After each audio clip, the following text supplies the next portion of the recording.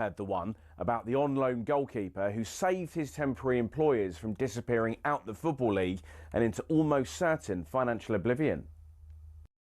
Back in 1999, Carlisle United, managed by Nigel Pearson, were fighting to stay in the Football League. Carlisle's finances were precarious with a capital P that season, leading to a scenario where, with 3 games to go, they had to ask the FA to sanction an emergency loan deal to bring in a goalkeeper. Swindon Town's Jimmy Glass arrived at the club. His efforts in his first 2 games earned the Cumbrians 2 draws. Those vital points meant that Carlisle went into their final game of the Division 3 season, now League 2, needing to beat mid-table Plymouth Argyle in front of their own fans and hope their relegation rival Scarborough didn't win against Peterborough at home. The game at the McCain Stadium finished 1-1, and with the same scoreline at Brunton Park deep into injury time, Scarborough's fans invaded the pitch en masse, believing their Football League status was secure, convinced they'd done enough to stay up. However, there'd be one more plot twist. Carlisle won a corner in the dying seconds, and up came Jimmy Glass. In one of those you couldn't make it up moments, Glass scored from a rebounded header and was promptly swamped by teammates and thousands of fans who quite simply couldn't believe what they'd just witnessed. As for Jimmy Glass, he became an overnight celebrity, but he never played for Carlisle again, and his playing career never really kicked on after that defining moment. He took on various jobs outside of football before finding his way back into the sport as player liaison officer at Eddie Howe's Bournemouth, and most recently the general manager at non-league Wimborne. Not the fairy tale ending to one of the most Hollywood moments in football, but the name Jimmy Glass will live on forever as the scorer of that goal, arguably the most important in any club's history.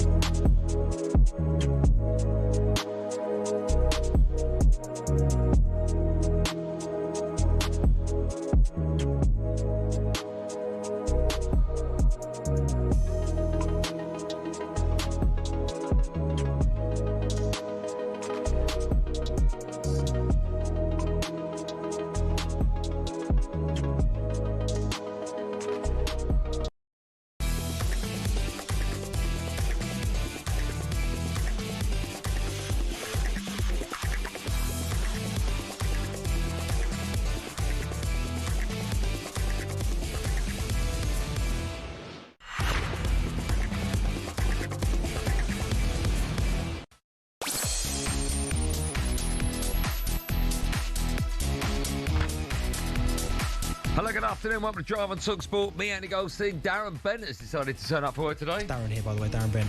DB. How you doing, boss? Never enough time in here to get ready, is there? Yeah, there is, but it's just enough space. When you've got 4,000 wires. Oh, you use the word cack on it. Cack everywhere. By Jingo, we've got a show for you today. We're going to hear who John Terry believes Chelsea should sign this January as his former side reached the League Cup quarter-finals last night. Semi-finals, that should be. Semi-finals, please, Joe.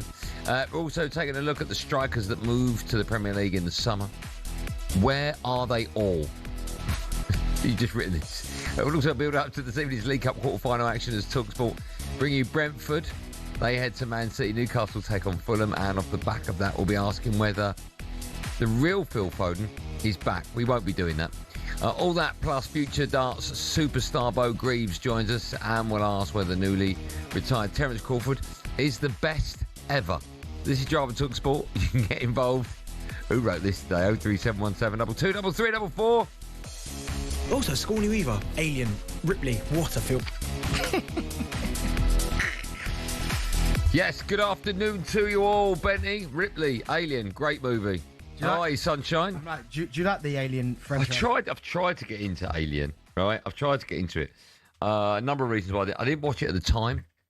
I now, not struggle, but when I know films are like 30 years old, I've got to buy into them straight away because it looks a bit different. The colour feel. Do you know what I mean? The look of it. It's incredibly, honestly, what a film.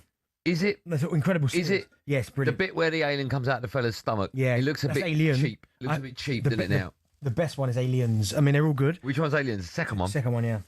All right. But, by the way, you've filled up a tub of sweets there. Yeah, for the people out there as well. Shout out to them. Hold on. I'm not throwing you under... No, you're not. No, I'm not throwing you under the bus. For the boys. I know, but I haven't finished what I was saying. You've loaded it. Yeah. But the top, you've gone like strawberry bonbons. Yeah, and a few mini eggs. It's hard. I mean, it's hard to get. How'd you get it in there? No. What I'm saying is there are certain pick and mix that I'm like, why'd you bother with them? Like, you know when you buy a packet of Revels, Yeah. there's that Revel that no one really likes. Coffee. Is it coffee? No, I like the coffee one. It's the toffee one that you can't really finish. Is it a toffee one? There's one in a Revel that no one really likes.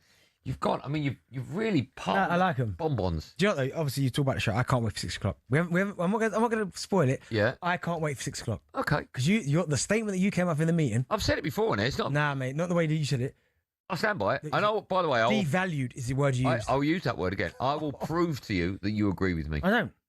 Well, I'm telling you, I don't agree with you. No, I'll prove to you do. I'll lock you into such a situation where you can only just agree. No, I won't. To get out. You won't. But I'll tell you please, everyone, if you're in your cars or at home, yeah, fine. 6 o'clock, devalued it. That's what I'm going to say, devalue. Oh, that is, honestly, you better not go anywhere. You better not go and watch any of these things, boy. Tell you that. You just boiled me off on the show. Devalue.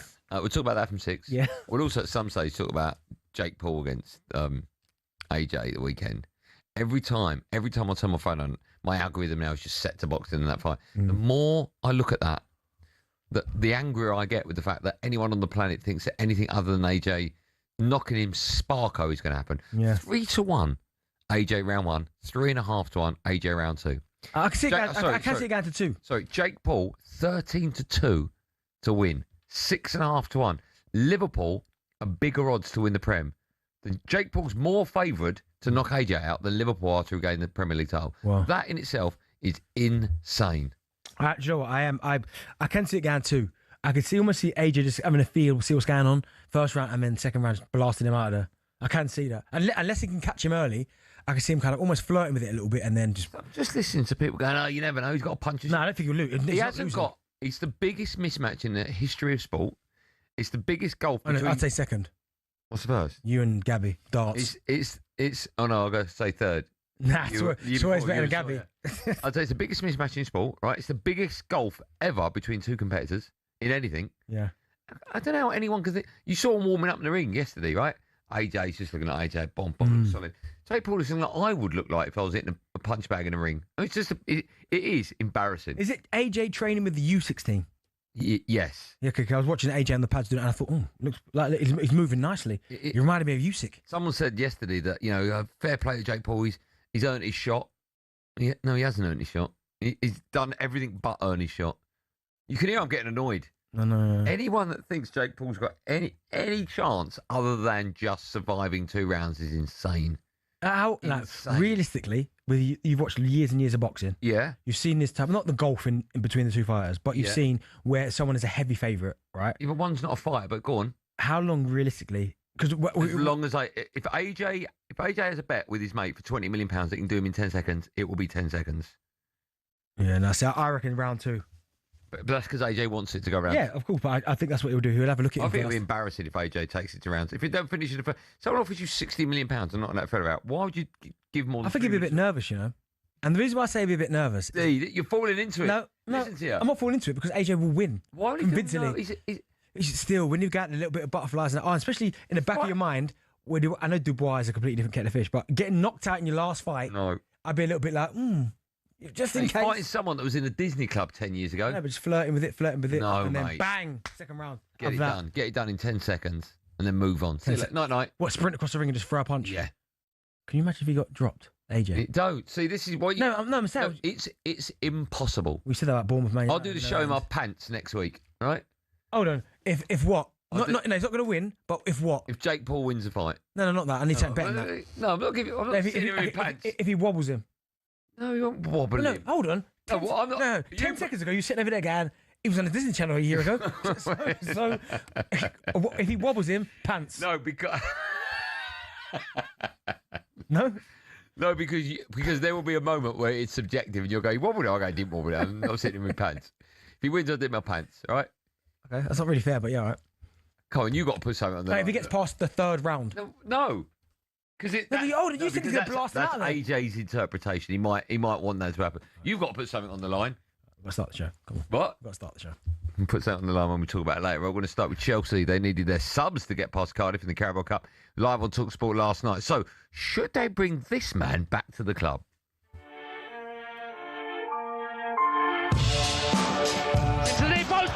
2-0. It's Thiago Silva who heads it home at the near post. He's fantastic professional and he was an outstanding captain. What a fantastic person. The best way to describe it is he makes things look easy, yet they're not. Thiago Silva there again, like a Rolls Royce. He's a fabulous footballer. He's so composed. Yeah. Rarely gets in trouble. Palmer floats it in high, the header is in for 2-0 to Chelsea. And darting into the near post and getting a thumping header to it was Thiago Silva. Yeah, Chelsea, they're into the semi-finals, the last for the Carabao Cup. After a 3-1 win away at Cardiff, it was live on talkSPORT last night. Enzo Maresca made 11 changes ahead of the game, but all 3 goals came in the second half from substitutes Alejandro Garnacho and Pedro Neto. Well, a lot has been made of the lack of experience in Chelsea's squad and whether they can win major silverware with such a young side. But, speaking on his TikTok channel, their former captain John Terry thinks he has a solution. Thiago Silva is available. Now, listen to me. A man with great experience, a man with a great relationship with our football club. His 2 kids are in our academy. No doubt he's going to be back in London, over here with his family for Christmas.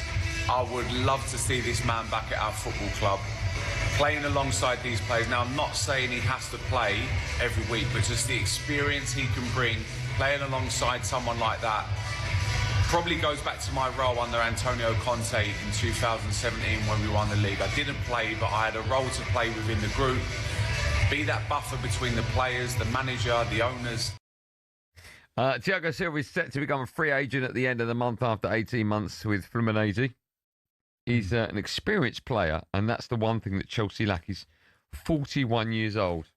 Firstly, what do you make of older players like that going into a young squad where they obviously clearly lack experience? Can he make the difference? Yeah, he can. I mean, if I'm Chelsea, I'm trying to bring him back in some capacity. And if that's the play, that's the play. I watched him in the Club World Cup, to be fair, and he still looked. Yes, of course, he's not as quick as we know as we know he can be, because he's obviously older in age. But his brain is still quick. He's still getting his body position in the right place. He was very rarely getting caught out with the ball in behind, because he knows full well I'm not the quickest anymore. So as they're about to clear it or clip it over the top, I'll drop 10 yards. Now, I played against Thiago Silva when he was in his pomp. Oh, my goodness. Animal. What was that in? What game was Brazil that in? versus England. Animal. Ate up everything. Like, jumps, quick, powerful. But now he reads the game so well. And if I'm Chelsea, I'm trying to bring him back. I didn't realise as well, the FIFA Club World Cup, Chelsea have won the last 2. Okay. That's when was the one before they won that? 2021 and 2025. Okay. They've won the last 2. Wow. So, and he was there when they won the first one of that, and he was also there when they won the Champions League. He, with the experience that he's got, I would bring him back in some capacity. Now, he might have more of a coaching role at Chelsea, but when you talk about someone who's got the experience, who's played at the highest level, that's got a connection to the club as well. I mean, you can go and sign a 21-year-old, and it still won't be as good as him. No. And some people might be saying that, is it a risk if you're playing him in defence? But he's got such a great brain that he can step back maybe 2 yards and he'll see the trouble before it happens. And not only so much that as well, when you've got that much experience and you command that much respect, he'll put his teammates in the right position so he doesn't really get caught out. So Caicedo drop, like the fullback, the left back, who's ever playing out there at the time, come in, Fofana or Badish, whoever's Chalobah, come here. Do you know what I mean? Don't go anywhere. We sit for it. Like the experience that he's got, I think it'd be a great signing for Chelsea. I'm not saying obviously not long term. No, but just to see out the season, because they're knocking on the door. Maresca made 11 changes to his side last night. First half performance wasn't that great. Do you think he's possibly sending a message to the board after those comments earlier on in the week about that he's not getting backed? I won't say it was a message for the board, but he's picked a team, right, that should be, first half, good enough to beat Cardiff. Now, Cardiff played really well. Even though they got beat, I thought they played really, really well. But Gittin, Caicedo played, Buonanotte, they spent a bit of money on Achipong, Tosin on a free. That team there is good enough to beat this Cardiff team. But what that tells me is too many of these players went out there first half with the wrong attitude, figured out this would be easy, that. Or they even went out with they either went out there and went, do you know what? This is too easy. And then they got caught out. Or they went out there with the mentality of, well, it doesn't really matter how I play today. I'm not going to stay in the team. Either way, both are wrong. Right? Both attitudes are wrong. So he's made the changes, and fair play to him. He acted straight away. Garnacho made a really, really big difference. João Pedro made a big difference. Yeah. He changed it around when Pedro Neto came on. He made a difference as well. So I don't think it's a message, but it's certainly a message to the players that started. Okay, you'd bring him back. Yeah, 100%. And it'd be coming back part of the team, the squad, not just backroom stuff. But also as well, you'd have him kind of overseeing as well. Can I ask just quickly, if you could bring an Arsenal player back, not in his pomp, who would it be? Do you know the answer to that? What do you mean, not in his pomp? Not in his pomp. Like, if I said who you bring back, you can't say Henry when he was 28. That's a bit pointless. If there was an older player that played for your club that you thought, like Giroud, he wasn't youngest. Someone like that. If you could bring a player back, Giroud's not a bad shout, Yeah, you'd bring him back. Yeah, he would do a job for you. I think he was underrated for Arsenal. Older player though, knows how to use his body well. Yeah. Gets himself in the right position. That's a great shout from you. You like that? Yeah. Okay. Teddy's the obvious one, right? Because he never relied on pace and he was just fantastic. Scholesy. Do you remember Scholesy came back? Yeah. He didn't even have a pair of boots for that. He had to get them on the way in. See, that's class. That's amazing, isn't it? Unbelievable. Okay, so you can answer that question. Who would you bring back of the older generation? Also, Chelsea fans, are you missing a Thiago Silva? Could he make the difference? Do you want him back? John Terry does. Do you? 03717223344. A busy show. Bentley says don't miss 6 o'clock. I think that's good advice. Don't miss your chance to have your say now on national radio as well. 03717 223344.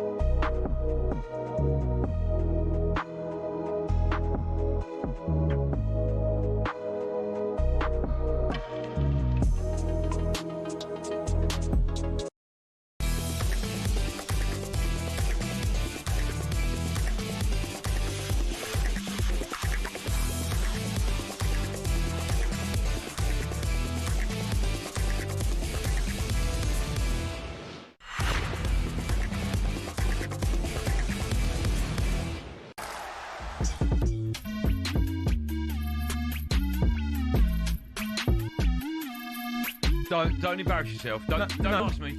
Don't ask me. No, why do you think they're playing this? Don't ask me. Why? Because Thiago Silva. Oh. I mean, come on. I mean, the fella that got on stage and done this, was it Glastonbury? Yeah. Has that come out to be fake? Or that was 100% real? Yeah. That was unbelievable, that What, kid. hey, Jack, Thiago Silva? How do you pick sings someone it? like that out of the crowd? Thiago Silva? Dave. Was it, okay, what's the first bit? Something Dave. Big Dave. Santan. Is this Dave? Yeah. Yeah, I know him as Dave. To his friends. You know us as Drive on talkSPORT. Me, Andy Goldstein Darren Bent and Just Eat. Right now, there are millions of prizes to be won when you order on the app and play Winter Winners. 18 plus terms apply. Still to come, we'll be discussing Terence Crawford's retirement from boxing. He's one of the GOATs, isn't he? Yeah, he has to be. One of the greatest of all time. Just quickly, Bruno Fernandes, talking of GOATs, has said that he would like to play in Italy or Spain if Man United eventually no longer want him. Jeez, boy, he's angling for a move out there, isn't he? Why is he doing that? You call him a goat, by the way? One of the GOATs, yeah. Bruno. He's one of the goats. Well, not greatest of all time. He's greatest of current time. So he's not a goat. G-O-C-T. Goct. He's a goct, yeah. Peter... You might have just invented something there. A goct. He's the greatest of... What was the word? Current times. Greatest of current times. That's good, isn't it? Peter Lawwell is standing down as Celtic chairman at the end of December, citing abuse and threats from some sources. That's incredibly sad. Right, we're taking your calls. Should Chelsea re-sign Thiago Silva? 0371722 3344. Harry's a Chelsea fan. He's first up. Harold? Hiya, boys. How are we? Well, good H. Are you all right? Yeah, I'm good, mate. I'm good. Life's good. All good. Good, man. Did everyone call you H? Only my dad calls me H. We got a nickname? H. Just has. HB, actually. What, do you look like a pencil? HB. Look, I do actually look a bit like a pencil, to be fair. I'm built like one. I am built like one. Are you bald? No, God, no. Not bald. I do have a bad hairline, though. But it's not receding. It's just far back. No, I thought if you're bald, you look like the eraser on top, right? No, good point. Good point. Go on then, H. What do you want to say? I just think Thiago Silva, with him being available, I think it's a no-brainer. Yeah. Like, this squad is screaming out for some sort of experience in there. I watch us and we get up for the big games, and then the Leeds game, I felt like the players didn't understand that was a big rivalry and it meant something. Someone like Thiago Silva would almost, I feel like, instill that in players, that every game is a big game because you're Chelsea Football Club, the eyes are always on you. And Thiago, when he played for us, he was just fantastic. Like, the goal line clearances he'd do, the header against Man City in the 4-4. He was just class for us the whole time. And I feel like if we have someone like that in there, I feel like this team will really be able to progress. Yeah, I agree.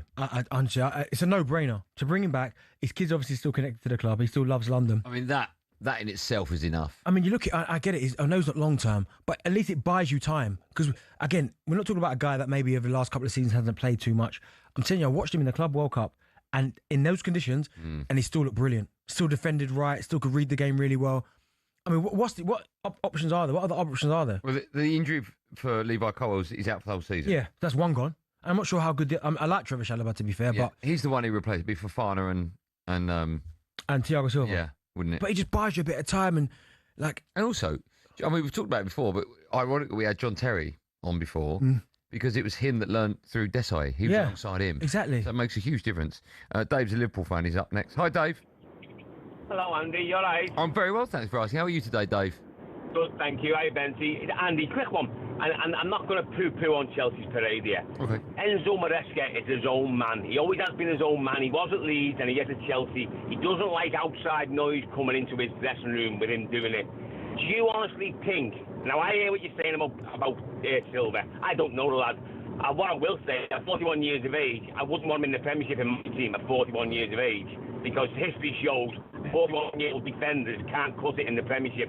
However, back to my Maresca point, he's his own man. Like you, Benty, you're a presenter on Drive Time coming home. Your boss will say to you, Andy, we're taking out, Darren, we're taking out of your hands. We're bringing in the best elocutionist talker in Britain to come on your show. Just have a little sit and see what you think. What are you going to start thinking straight away? I'm under threat here. They're putting a threat in front of me. They want me to make a mistake so he can walk in. There's no way that Maresca is going to sanction that move unless he leaves. Dave, can I ask, the elocution thing, was that aimed at Benty or me? Benty. Benty, fine, okay. I just thought you'd take the mickey out of the way I pronounce R's and W's. Well, see where I'm coming from. He won't allow that now. Yeah, but listen, you have that in all walks of life, right? You have people that are above you, that you're managers, giving you ideas and pointers as to what direction you should be going in. Andy, giving your ideas is one thing. Bringing someone in on your watch is a different thing. If someone comes into my job, the same role as me, and my boss says to me, "Can you start showing him what to do there, Dave? Show him the ropes." I'm nervous. I'm nervous. So who are you saying would be that person? Thiago Silva? Yeah, John Terry just said he doesn't want to play no more, but his kids at the academy, he'd be a great manager in waiting and all that. I don't think a club like Chelsea would get rid of Enzo Maresca and bring in Thiago Silva. No, I think it's definitely to play. So, yeah, well, Darren, that's my point. He's not going to play at 41. Can you see him, honestly, at 41 years of age, performing in hold on. Dave, I bet you'd rather have Thiago Silva next to Van Dijk. I'd rather have Bent next to Van Dijk than Canard. Yeah, no, I'm bringing him in. Yeah, so am I. I just think experience is so key. If Virgil's been brilliant for Liverpool. If he went away and came back at 41 because they were having a bit of a crisis, he would go get him back. Of course he would. Good call. Still to come, we're discussing Terence Crawford and his retirement from boxing. First, it's time for no googling part. Only 3 players in Premier League history have scored a goal at an older age than Thiago Silva. It says here 39 years, 6 months and 16 days. I thought Thiago Silva was 41. Yeah, now he's 41, not when he scored. Oh, I see. Right, I thought you meant he came back. He scored last week. Teddy Sheringham and James Milner are 2 of them. Who's the other player? All right? Who's the only other player? Sheringham, Milner. Who's another player that scored a goal in the Premier League in his 40th year? He was 39. Oh. Great question. The answer to that and more coming up live on Drive and talkSPORT after this.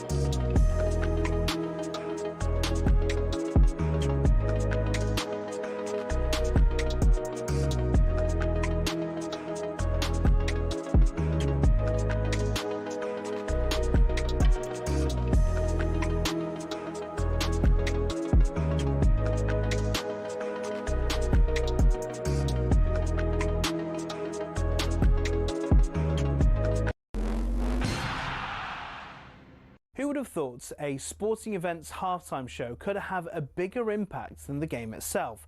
That seems to be the case with the Super Bowl halftime show. In 2024, Usher brought in an audience of 180 million worldwide, the biggest in the event's history. But how did singing and dancing get to be the centerpiece of America's biggest sporting event? The first Super Bowl was held in 1967. Initially, the halftime show was a display purely for the fans in the stadium, with marching bands, dancers, and American patriotism for all to see.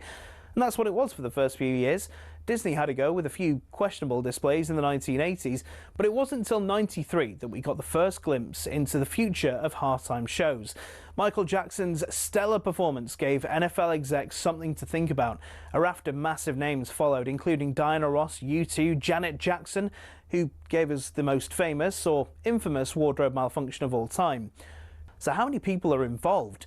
To give you an idea of the scale, Rihanna's 2023 performance included 800 people, and experts reckon it cost $13 million. What's even more impressive than some of the names on the bill every year is the fact they do it for free. The artists know the exposure they'll get from doing the show will rocket them up the charts across the world. The Super Bowl halftime show will be a fixture in pop culture for years to come. So the question is, who next?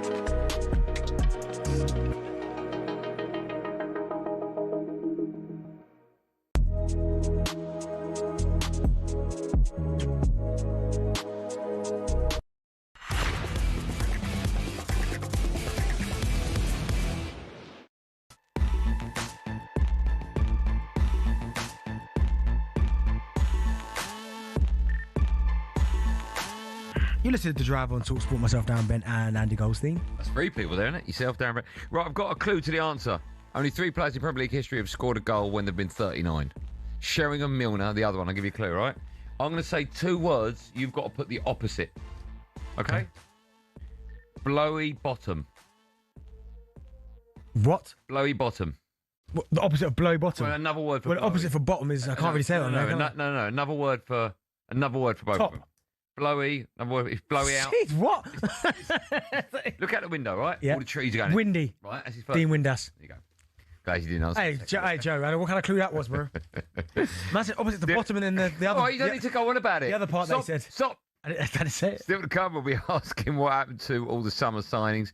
But now, let's turn our attention to a bit of boxing. Because last night it was confirmed that undefeated world super middleweight champion Terence Crawford had announced his retirement from boxing at the age of 38. With five-weight boxing world champion says he is walking away as a great with nothing else to prove. He finishes with a perfect record of 42-0. Made history in September when he beat Canelo Alvarez to become the first male fighter in the modern era to hold the undisputed titles in 3 weight divisions. That's incredible. That will now go down as Crawford's last fight, having started his professional career in 2008 with a victory over Brian Cummings.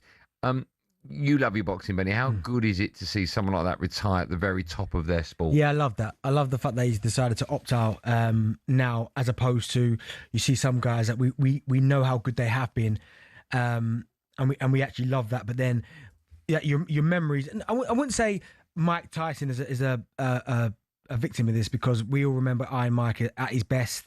How good he was. But then, like when towards the end, when it was like Danny Williams beat him, and who was the Irish fella that beat him? I know what you mean. Do you know what I mean? McBride beat him as well. You almost, it doesn't spoil what he'd done before, because we know how great he was, but it just takes the shine off it a little bit. So I like the fact that Terence Crawford's gone, do you know what? Enough's enough. Now, I remember watching Terence Crawford in 2014 fight Ricky Burns, right, in Glasgow. And he beat him a unanimous decision. And I remember the commentators, I can't remember who were commentating, but they were saying that this guy's going to be a superstar. But because he had no ego and no kind of, like there's no flashiness to him. Yeah. He almost goes under the radar. And even now, when you listen to him do interviews, like, you almost forget about him because he's been that good. He's not flashy. And he was speaking about when he obviously earned the big money. You don't post Instagram pictures of him like, holding loads of money. No, like he was saying, he doesn't understand why people drive these flashy cars. He still drives his big pickup truck. But I mean, when you look at some of the people he's beat as well, I mean, the Canelo one was obviously, of course, the icing on the cake. That's the big one. But I remember Errol Spence. Now, I know he got Errol Spence. I think it was after Errol Spence, after he had that crazy Lamborghini accident. Do you remember that? Errol Spence nearly that died. Like the crash was bad. I don't remember that. So that was either before or after. I can't quite remember the timings, but a lot of people said Errol Spence is the best in that division. And it was no Terence Crawford, and he completely destroyed him in 9 rounds. TKO in 9 rounds, took him out. Do you know what I mean? Sean Porter, Kell Brook, when he fought Kell Brook, stopped him in 4 rounds as well. Destroyed Amir Khan in 6 rounds. I mean, he is an incredible boxer. I mean, the fight would have been him versus Mayweather would have been the one to watch, wouldn't it? Because certainly of my generation, Mayweather's the best. Now, I know a lot of people don't like Mayweather and the antics, but people still used to buy his fights. And most of the time they'd buy his fights because they were desperate for him to lose. Yeah, that's right. And it never happened. But you don't get that with Crawford. No, you don't, because people want him to win, yeah. Yeah, I'm not going to lie, though. I like the way that Crawford goes about his business in terms of being kind of really humble. But I did love, was it called 24/7? Whenever Mayweather fought, there was a program. I think it was called 24/7. I think. This is ringing a bell. Go on. Right. I remember before the fight, like if the fight was going on at 4 a.m. Yeah. From like midnight, they'd show all the 24/7. So it'd be like following Mayweather for like 15 minutes. Okay. Then his opponent. And honestly, I don't remember that either. Don't you remember it? No. Mayweather. What channel was that on? So say that the fight was on Sky. Yeah. It'd be on whatever channel, whatever pay-per-view was that he bought, and it used to show Mayweather buying like phantoms with cash. Like it, honestly, I was fascinated by it. So he'd call up the car dealer and he'd go, listen, I want to. I don't think that was just for show, for the telly. Listen, it might have been. And he walked back out and he wouldn't give us the money back. No, but he got me. He'd go, I've got the old Rolls Royce now. I need the new one. Could you bring the new one to the house? The guy would, yeah, no problem, Mr. Mayweather, whatever. So someone would come pick up his old one, drive the new one. His mate would go upstairs, come back down on a tray, like a bacon tray, with like $500,000 on it, and just give it to the guy, hand him the keys. Do you know what I mean? Like buying a car's not that easy, but for TV, mate, it looked, and all the flashy stuff, Mayweather. Yeah, but I'm guessing you like that, right? No, I liked it with Mayweather, but again, I can equally respect Crawford, the way he goes about it. A lot of boxers find it very difficult to stay retired. Do you ever think we'll see him again? I hope not. I mean, Tony Bellew's done really well because he said, I thought he'd be one that definitely would be coming out of retirement. Yeah. But no, he's got it under control. Froch, another one? Froch is another one. I don't think he will because he's 100% right. He's 42-0, 31 knockouts. Who, when you keep coming back and back and back, at some point you're going to get beat. Yeah, and it takes it out of you, right? Exactly. He's been so good. Yeah. And imagine that, going out, your last ever fight is when you beat Canelo, who we all perceive as one of the greats. If Jake Paul wants to fight in a year's time against Crawford and offers him 50 million, it's going to be so hard to turn down. Yeah, but I mean, for him, he won't even see that as a boxing fight because I know, but it's still too skilled. Someone's put here, yes, 24/7. It's on YouTube. You have to watch it. My HBO. I love it. When it was only interesting when it was Mayweather. When they're buying stuff. He used to go Vegas. Is it Caesar's Palace? Yeah. He'd go to all the designers. Honestly, just no card, all cash. His mate used to carry. He's not going to get mugged, is he, his mate? Backpack. Yeah, 50. Yeah, get out the backpack. Honestly, incredible. His build up to his fights. I need to watch the best man. I need to watch them.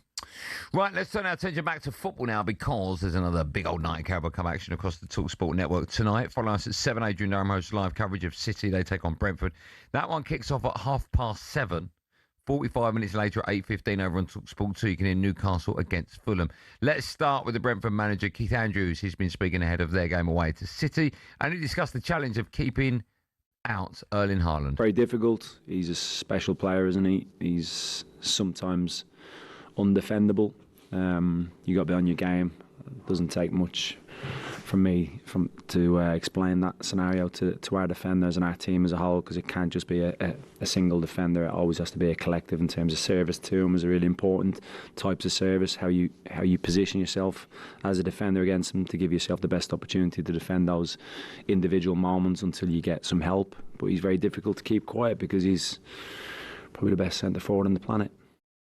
Don't make me apologise again to Keith Andrews, because I've done it about 8 times now. But Just one more, please. I apologise. How impressive have you been with the job he's done there? He's done really well because he's had a lot to deal with as well. They've had runs of games where they haven't quite looked at their best, but they've had other really good performances where I've gone, okay. And honestly, I'm sick and tired of that, Andy. I'm trying to do a show here and your phone's just ringing off, vibrating at the place. Yeah, only because you comment on it. But good. Stop, turn it off. But now you know, it's like when the telly's on and you're watching the darts and I go, do you think of that? And you go, what?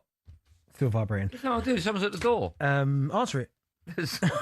But no, yeah, he's had some really good performances, Keith Andrews, and I think it's helped that some of the players have stepped up this season. I mean, Igor Thiago. I mean, he's been incredible this season, because for him to have 11 goals in the Premier League in 16 matches. I mean, the players that keep leaving that club, right? Keith Andrews, I'm telling you now, could have not wished for a better return from you. We're talking about later on about centre forwards that have been bought for big money, Šeško's and Jokeres, and this guy's, I know he got there a year ago. By the way, and that have failed so far. And he's got 11 in 16. Yeah, incredible. Incredible, but no, Keith Andrews and Brentford. But what I like about Brentford is that they've just got an identity in how they play. And that's it. They don't try and overcomplicate it. Every single player knows exactly what they're doing, and like he's done a brilliant job. Next season, can they kick on again? When big clubs or the bigger clubs go in for the League Cup, I always think third round, fourth round, it's a little bit. When you get to this stage, when you're a win away from the last 4, do you think everyone takes it as serious? Will Pep be wanting to win this competition? As much, of course he does, but as much. I think so, because he's someone, and I think Jose was the original, wasn't he? That he paid Pep, was it 4 years in a row? Was it? I think he won the League Cup. That shows that a level of respect. Now, I get it. The counter argument to that is, well, he's got the squad to be able to mix and rotate, so it looks like he cares about it. But when you could pick, 3 players in every position, it helps. But no, I think certainly for a side like Brentford, like to get to the last 4 and potentially even win it, would it? It'd be amazing for Brentford, would it? Yeah. Remember 6 o'clock for them. Okay, yeah, okay. For them, you're so excited about it. But no, yeah, awful for the. Yeah, but no, I think he's done a great job. Right, who wins tonight? As I mentioned, that game is live on talkSPORT 7:30, right here on talkSPORT. Man City against Brentford. What will the score be? I mean, I think Man City win this 3-0. Okay, let's move on to Newcastle against Fulham. That one's live on talkSPORT 2 tonight. Eddie Howe's been speaking ahead of the game. He discussed the negative reaction he's received since losing to Sunderland over the weekend. In a game like that, if you don't perform and you don't get a positive result, criticism is naturally going to follow. It's part of the industry that we're in. But then what you do with that, from my view, is the key thing. And as I say, I'm aware of it. It's there, but you don't absorb yourself with it. You absorb yourself with the football and what we could do better and what we need to do better, and to help the players, not anything else, to better performances on a more consistent basis. Big game for both clubs tonight, but more so for defending champions, or do you think Fulham will fancy their chances as much? I think they will fancy their chances as much. I mean, you look at Newcastle, not in great form, are they? Getting beat by Sunderland at the weekend in a big, huge game. Then the 2-2, which I thought was a good point against Leverkusen. Then they beat Burnley, but then drawn with Spurs before that. So a little bit inconsistent from Newcastle. But they are strong at home, and it's a night game as well, and it's a difficult place to go in the evening. The fans, the supporters just seem to be even more G'd up on an evening. So I think Fulham are doing well, but I think Newcastle will win this. Okay, what will the score be? How do you see that one going? 2-0, we laughing at? I just wanted to see something. I'm going, man, what time's our show on air?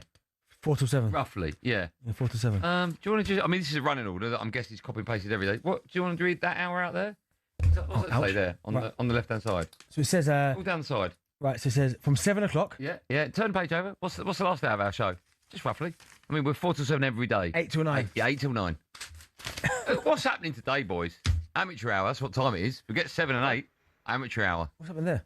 Jack, what happened there? Again, Jack's pressing buttons. Oh. When we come back from 5 o'clock. Oh, Moose, I'll speak to you after the show, Moose. No worries. Okay. From 5 o'clock, I don't know where we are. From 7 o'clock. He's all over the gap, isn't he? From 7 o'clock tonight, I'm guessing that's 5.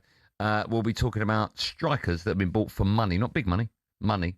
And that have so far let their team. Well, big money, 60 million is big money. How much was Delap? No. We've got to let Liam off, man. Oh, have we? Oh, okay. The guy's been injured. He gets a free pass. He's been injured. Okay, fine. We'll let him off then. Thank you. Pass, yeah. Other players won't. 03717223344. This is Drive Time. We're on till 10 p.m. tonight. Yeah, don't care.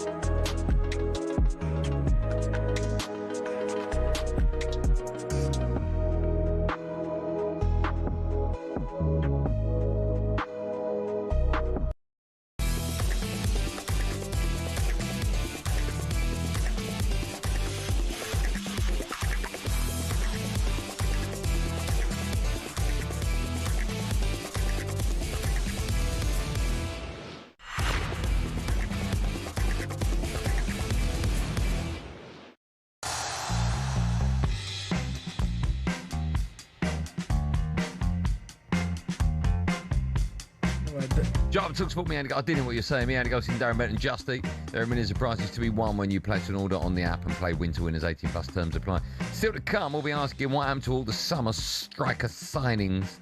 Just quickly, Man City winger Jeremy Doku will be out until January through injury. Well, it's only a couple of weeks. We wish him well with that. In tennis, 6 times major champion Carlos Alcaraz has split with his coach, Juan Carlos Ferrero. I mean, you like your tennis? Yeah. I mean, I'm guessing love had gone between them. This weekend, is it Lagos hosts the Chaos in the Ring, headlined by Lawrence Okoli. He takes on, I haven't read... Lagos, bro. He's Lagos. Ebenezer... Honestly, Tete. Joe, what's happening? Tete, usually they're phonetically written for me, with a stat card featuring heavyweight standouts David Adelaide and Olympic champion Tony Yoka. Good work. Catch all the action on Sunday, only on DAZN. Boxing updates on talkSPORT with DAZN, the global home of boxing. Sign up now at dazn.com/boxing. They've changed it. It was different yesterday. Honestly, what's wrong with you? Why don't you try and read? I can. Lagos. Not, what do you say? Lagos. You finished? Now it's time for this. Paddy Power on talkSPORT. With Paddy's Super Sub, your new bet rolls over to the new player coming on. T's and C's and exclusions apply. 18 plus. BeGambleAware.org. To be fair, LA. Yeah, it's time for today's bet builder of our friends at Paddy Power. Welcome, Graham Byrne, to the show. Graham, how you doing? More than happy. Great to see you taking charge, Benty. More than happy for this. It sounds better, doesn't it? Go on, carry on. Yeah. Go on. It's just been, yeah. Go on, you got to carry on. Oh, no problem. All right, well, listen, tonight we're looking at the EFL Cup quarter-final as Newcastle play Fulham at St James's Park. Graham, please remind us how the bet builder works. Yeah, live on talkSPORT 2 tonight, I believe, as well. So let's all listen into that. But the bet builder, we're putting a scenario together here for this quarter-final tonight. We're putting together five-legged a bet that's going to hopefully pay us 35 to 1. All right, beautiful. Yeah, as you said there, it's a five-leg bet builder, and here are our picks. Andy, no, you missed a bit. No, it's a charity that may benefit if we win. No, that's not. You don't do that. You do that after. Yeah. No, Tell us a bit more about that, would you? There you go. Look, it's the fact. Just get on with it. Bet and the charity may benefit. Just get on with it. Right, back in a co-pilot seat, please. Right, it's a five-leg bet builder. These are our picks. I've gone for Newcastle to win in 90 minutes. Yeah, Newcastle, Jekyll and Hyde away from home here. Andy, unbelievable at home. I think, of course, the defending champions in this tournament, I think they've won 11 Carabao games in a row on home turf, and the only teams to beat them since September are, of course, Arsenal and Barcelona. All right, the real pilot's about to speak now. Harry Wilson to score at any time, please. Yeah, Harry Wilson has scored 8 goals in his last 8 games, including internationals, and that he's on fire at the moment, and he's banging them in. Let's see, he scored against Fulham, or scored against Burnley. He scored against Palace. He scored against Spurs in his last few games. He's on fire. Next up is producer Joseph. He's gone for Joe Linton to commit 2 or more fouls. Yeah, he does like to get stuck in, doesn't he? He's probably lucky he wasn't sent off in the last round or the round before that, but he averages just shy of 2 fouls a game, so I think that's a solid bet for what should be, I think, a very competitive midfield battle. 3 down, 2 to go. The people have decided that Anthony Gordon to score or assist is well worth a punt. Yeah, he's playing very advanced role for Newcastle. He scored 3 goals in his last 4 games, and he seems to be getting involved in everything good that they are, and especially at home. And the last one is yours. What are you going for, G-Dog?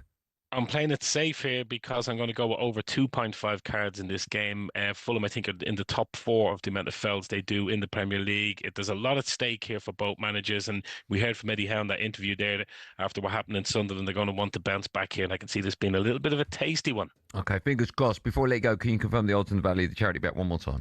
Yeah, the odds are 35 to 1. So let's hope that we can, next time I talk to you guys, we'll have a 35 to 1 winner. Fingers crossed. Thanks for coming on. Have a good one. We'll speak to you in a bit. Cheers, guys. Thanks. There you go. That's Paddy Power's bet for today. Minimum 25, 18 plus. BeGambleAware.org. Paddy Power on talkSPORT. With Paddy's Super Sub, your new bet rolls over to the new player coming on. T's and C's and exclusions apply. 18 plus. BeGambleAware.org. Award-winning show. Goldstein making a right hash of the show today. Okay. Right. All I'm saying is Lagos. There's no Y in it. Yeah, Lagos. Yeah, but there's no Y. It's just, how you put. I know factually I'm wrong, but if you look at the letters involved in the word L-A-G, Lagos. Let's go to the phone lines. 03717. It's appalling, Jay. You're right, yeah. Carla is up next. Hello, Carla. Hiya. How are you? I'm good, thank you. Thank you for coming on our show. You phoned up to talk about, you're a Chelsea fan, so you phoned up to talk about Thiago Silva possibly returning to your club. Yeah, I don't see that as a negative. But to be honest, I was just saying to your guy, and saying there's not many leaders in the Premier League as it is. They seem to have died, if you know what I mean. They're like a rare breed. My husband's a West Ham fan, and when Paquetá got sent off against Liverpool and Jared Bowen was there, I was like, why is he not grabbing him? Why is he not getting him away? Because if Mark Noble was there, he absolutely would have scruffed him and said, get back. This isn't your place, it's my place, do as you're told. And we don't have that. We don't even have that at Chelsea. I mean, I like Reece James. I've got nothing against. I think he's a fantastic player, but we just don't have a leader. The last person we had was Azpilicueta. Yeah, no, listen, Carla, I think it'd be a great idea bringing him back. And even for someone, I know Reece James has spent a bit of time with him before Thiago Silva, but even to learn off him as a leader, because as you said, Reece James is incredible, but Thiago Silva's just... Carla, thanks for coming on. Have you bought your husband a Christmas present yet? Yeah, I've got him a couple of things. Christmas present would be not us being in the Championship next season, mate. He sounds hard, him. Oh, you don't want to mess with him, do you? He sounds hard, him. No, yeah, he's a bit gutted. He's a bit sore at the moment. So, yeah, I was going to say, it'll be all right. you could get him some Goldstein's Golden Paste available at next.co.uk now. So. Oh, yeah, I could do, couldn't I? Go. Oh, that didn't sound convincing, did it? Has he not got a lot of hair? No, he's not. He's bald, actually. So, yeah. Put it on his beard. Carla, thanks for coming on. Thanks for your call. Thanks for listening. Thanks. There you go, lovely Carla. Have you done? Go on. Why are you trying to sell everyone your Golden Paste? I'm not trying to. Just the fact that it's nice. It's on next now, isn't it? How nice is that? Are you getting? Yeah. No, not yet. No, I've got to wait till the year, so I'm trying to flog it on this show. When we come back, we are talking about strikers where it hasn't really worked yet for them at their new club. Delap will be on that. Gyökeres will be on that. Šeško will be on that. Isak will be on that list as well. Right? What are you looking at that for? Next. What's the matter now? How do you say bagel, Andy? Bagel. There you go. Right. Why don't you mind your own business? 03717223344 strikers that aren't scoring is where we're going right after this.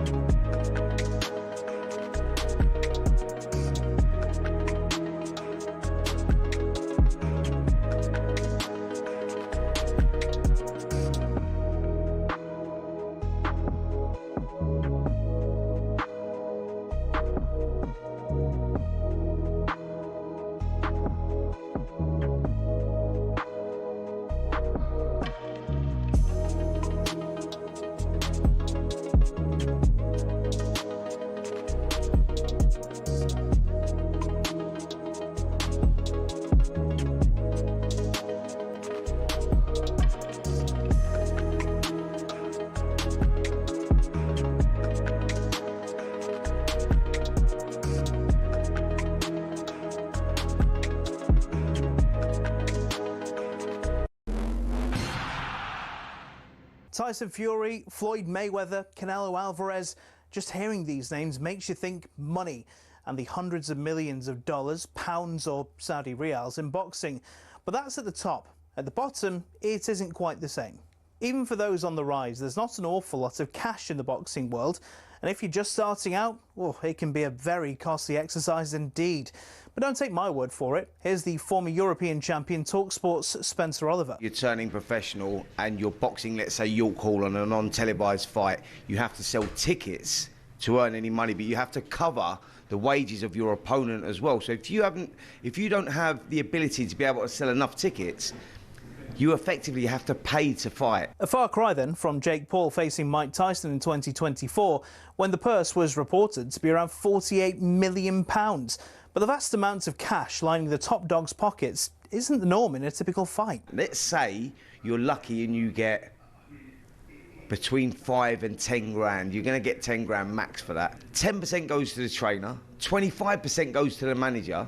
Then we've got the tax man to pay as well. So we're cutting that money in at least half. So now you've got 5 grand for a 10-week camp. So you're talking about a guy here earning, he might be clearing 500 quid a week. How do you support a family on that? So boxers chase the dream. And, you know, there's probably 2% of them that actually make it. So say you do make it and you start to rise up the ranks. Strikers Boxing, a training academy, says the mid-tier fighters can earn more, somewhere between £10,000 and £50,000 a fight, depending on record, profile, opponent and popularity of weight class. It's only at the top level does the real cash start flowing in, with the top-tier professionals, i.e. those going for titles, earning 6 figures a fight. Something else you'll have heard of is the terms prize fighter or journeyman. A prize fighter is, as it sounds, someone who picks up fights where they can and gets a nice big check if they win. Journeymen are the fighters who take on up-and-comers, effectively used for experience in the ring. Even if they're going up against the real prospects, a young Anthony Joshua, for example, these guys will be lucky to earn more than 10 grand. So the average boxer isn't as rich as you'd think.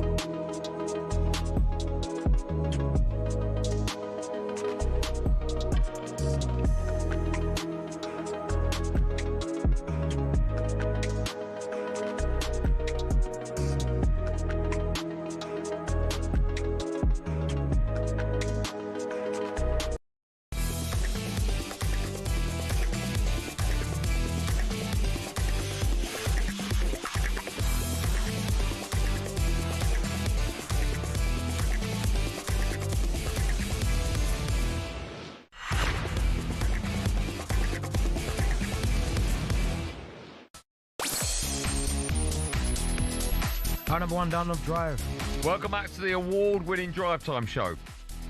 With me, your award winner, Andy Goldstein, and someone that comes along for the ride, Darren Bent. It's a double two again for Gabby Bono. Oh, he's hit it! Goldstein is gone! The gale force has been blown out. It's all about tomorrow. It's all about tomorrow. Drive Time darts final. That's what it's all. I'm coming in. I'm telling you, I'm coming in Friday with the trophy on the desk. Who's the current champion? Coming in Friday. Who's the current champion? You. Who will be the champion tomorrow? Not you. Who will be the champion? Do you know what? I would take anyone else. It'd be quite nice Jack or Joe winning it, other than you. Jack to win it. Jack would drop it. Jack can't play. Joe, come on, Joe. Joe would be bad for the sport. He beat you in the semis. Like Brentford winning the League Cup. Bad for the sport. Oh, my goodness, I can't wait for that 6 o'clock. Still to come, we'll be joined talking to darts by 3-time Women's World Darts Champion Bo Greaves. She was with us last week. What a lovely lady she is. She'll be playing Friday. What day is it? Wednesday? Friday. But now, what's happened to all the summer striker signings? Comes back to Sheshko and he's fired it in. It's a double save and then Sheshko turns and smashes it in and Manchester United are back in the game. That is the big challenge for him, is settling into that club. Isak has come off after, well, a really poor performance from his point of view. Barely had a touch of the ball all game and certainly offered no attacking threat whatsoever. Isak, dearie me, I don't know who this guy is that Liverpool have signed, but he's not the Isak from Newcastle. Here's Eze inside the penalty area. Gyökeres pokes it in past Matt Sells. Gyökeres, let's be honest, he don't look prolific, does he? He's right, he don't look prolific.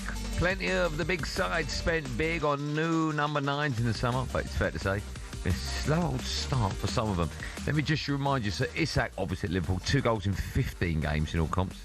Gyökeres, 6 goals in 19 games in all comps. Sheshko, 2 goals in 13 games in all comps. and Delap 1 goal in 11 games. There's been quite a few, you know. So you've got Tiano Barry. Yep. He signed Everton this summer. You've got Calvert-Lewin. I think he's done all right. He's done all right. 5. That is 5 for Leeds. Yeah, Ekatike's done really well. 7 for Liverpool, yeah. Gyökeres. I think Baltimore's done well. He's done all right, yeah. Igor Jesus for Forest, I think, he's done all right as well. Fleming at Burnley. Yeah. So I think there's been a few that have been well, but I mean, if you're looking at top end, right, and like I like Victor Gyökeres, obviously for obvious reasons, but I also what are the obvious? Why do you like him? What's obvious? He plays for Arsenal. Oh, so you're completely blinkered? No, I'm not blinkered. Well, you say I like him for obvious reasons. I like him for obvious because he plays for Arsenal, but he hasn't been good enough. Why do you like him then? Because he plays for Arsenal. Well, everyone plays Arsenal. You like? I like them. I'm not saying about that's as a person. Maybe a pundit. So you like, yeah, but I'm not talking about his performance yet. But do you like every Man United player? Everyone. Exactly, but you could question their performance. Oh no, sorry, no, I don't. Okay, right. I've been very honest about that. Players like Fellaini, I've never been a fan of. No, but did you like him at United? No. You don't like him as a person? What's his name? Xerxes. I think he's a terrible player. As a person? I've never met him. I see. Well, yeah, but I would never say Xerxes. I like him. I'm honest. That's why people. Yeah. That's why people side with me. We'll see at 6 o'clock, mate. No, I am honest at 6 o'clock. Okay, we'll see. But no, listen. For Gyökeres, you've been poor, hasn't he? This is the thing, right? In 2023, at the end of 2023, 22-23 was his last season at Coventry in the Championship, right? He scored 22 in all comps, right? 21 in the league. I thought he was decent.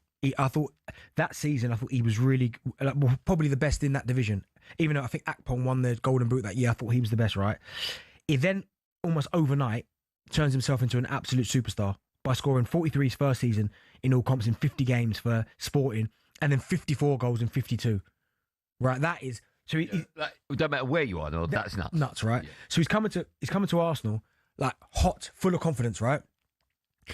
But he's going to a huge side. Now, not only is he going to a massive side in Arsenal, he's going to a side where a lot of people have spoke about a centre forward at Arsenal for a long time, and then he's been identified as the one that's going to get you over the line. That's big pressure. So it's almost like all the other bits are in place. All we need is a centre forward. We think you're the guy that is going to do it. So, yeah, 60 million, here we come. And that's big pressure for him.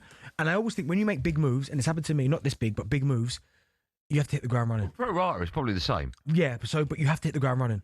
Because then you give yourself a chance. He did start off okay, didn't he? Yeah, but that's okay.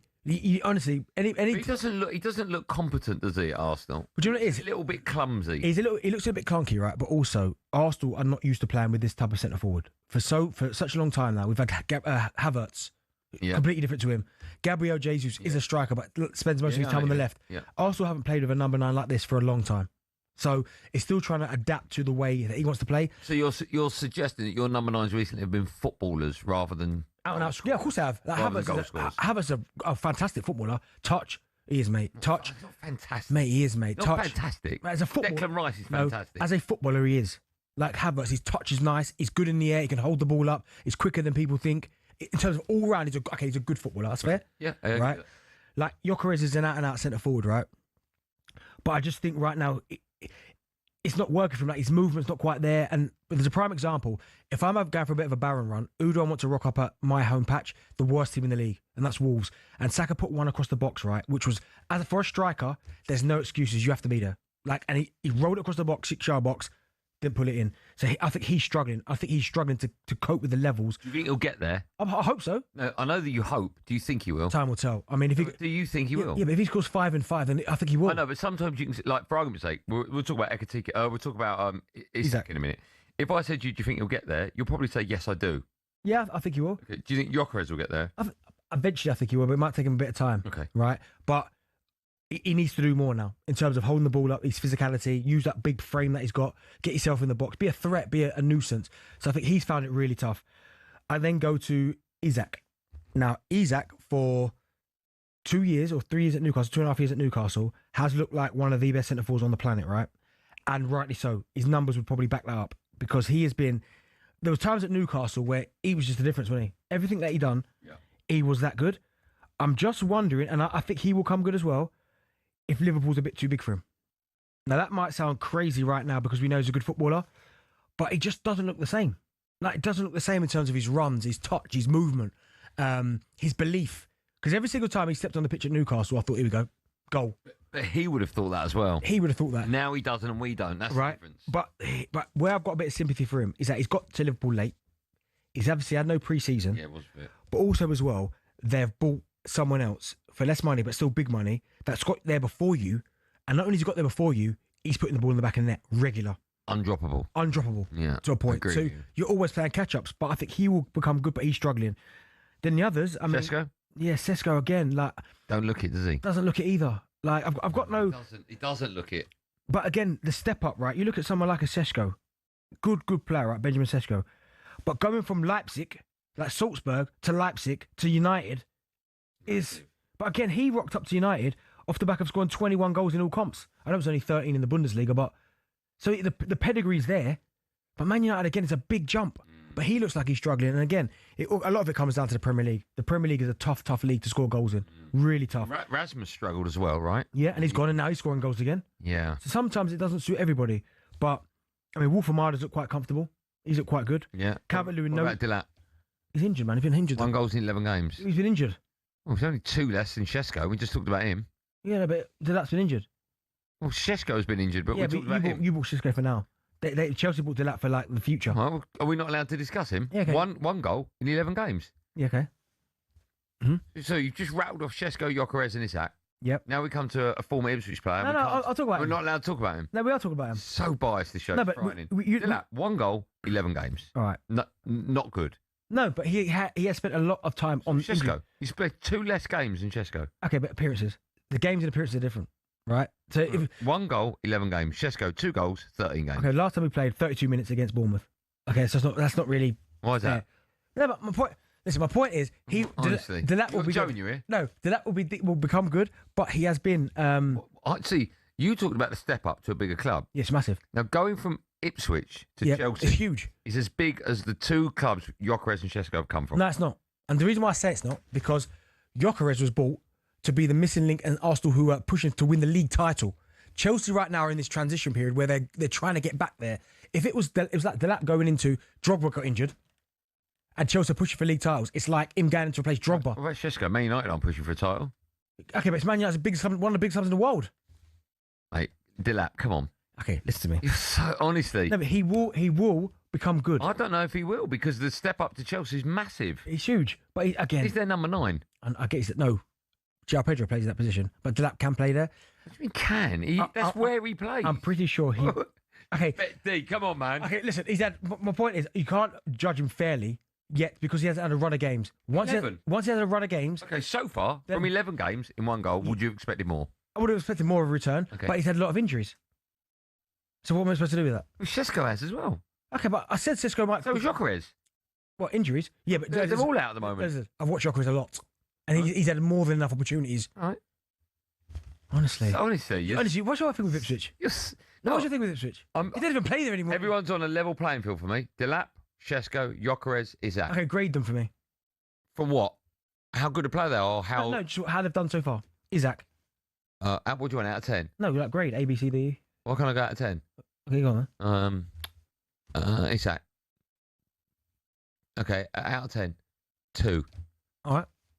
Gyökeres. 5. All right. Sesko.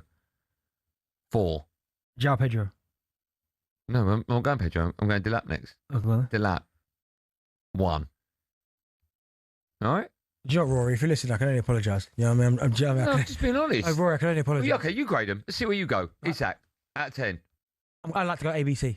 No, I can't. Because I've just done the 10. No, but I like People need to know the comparisons. All right, so Isak hasn't got off to a good Out of start. 10. But I think 2's harsh. Okay, out of 10. Now I'm going to go 4. Okay. Gyökeres. 6. Arsenal, surprise. Sesko. 4. Okay. No, start again. Isak. Oh, for God. Isak 3. Right. Sesko 3. No, Gyökeres next. 5. Right, and Dilat. Injuries preventing it, so it's like a TBC. No, come on. TBC. Okay, so far, 11 games, 1 goal. Mark him. He's been really injured. Mark him. Injured. If you don't mark him, I'm going to give him 1 out of 10. He's been out for 3 months. Mark him. Have some kahunas. Mark him. Yeah. Mark him. 5. No. 4.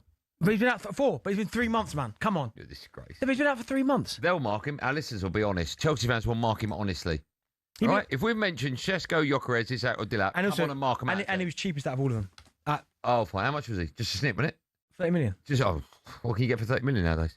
03717 2233. Do you know what? You're horrible, you are. You are, honestly, horrible, man. Come on, mark them out of 10, and the best will get £30 million. Also, I'm sure Sesko's played like double the minutes of Delap. Double the minutes. 13 games. No, but stop saying games. I'm just reading what Joe. I think he's played double the minutes. 03717 2233. Come on, National Radio, mark them out of 10.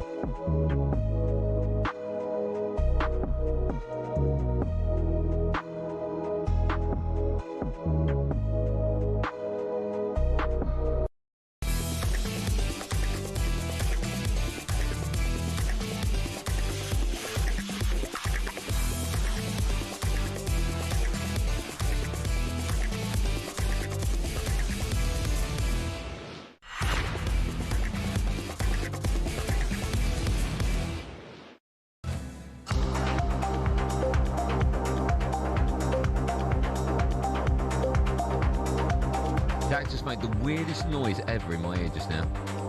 As we were coming back, he did this. Jack never did that again, ever. Someone called Andy. Same as you, Andy. Oh, sorry, same as me, you say? Let me write that down. Yeah. What's his name? Yeah. Thanks, Andy. Hold on, we've got the same letters as well, in the same order. Right, here we go. Yeah. It says here... Can I just say you're listening to Drive and Talk Sport, me, Andy Goldstein Darren Bent, and Just Eat, the app for all your delivery needs. 219 darts thrown, lost to Gabby. 0 out of 10 is your rating. You're fine. Absolutely, I've got no problem with that. Yeah, it hurts you. I've got no problem at all. It hurts you. What's his name? Andy. Yeah, friend of the show, 0 out of 10. Oh, he's Let's go to Shaz, shall we? Hello, Shaz, the Liverpool fan. You all right?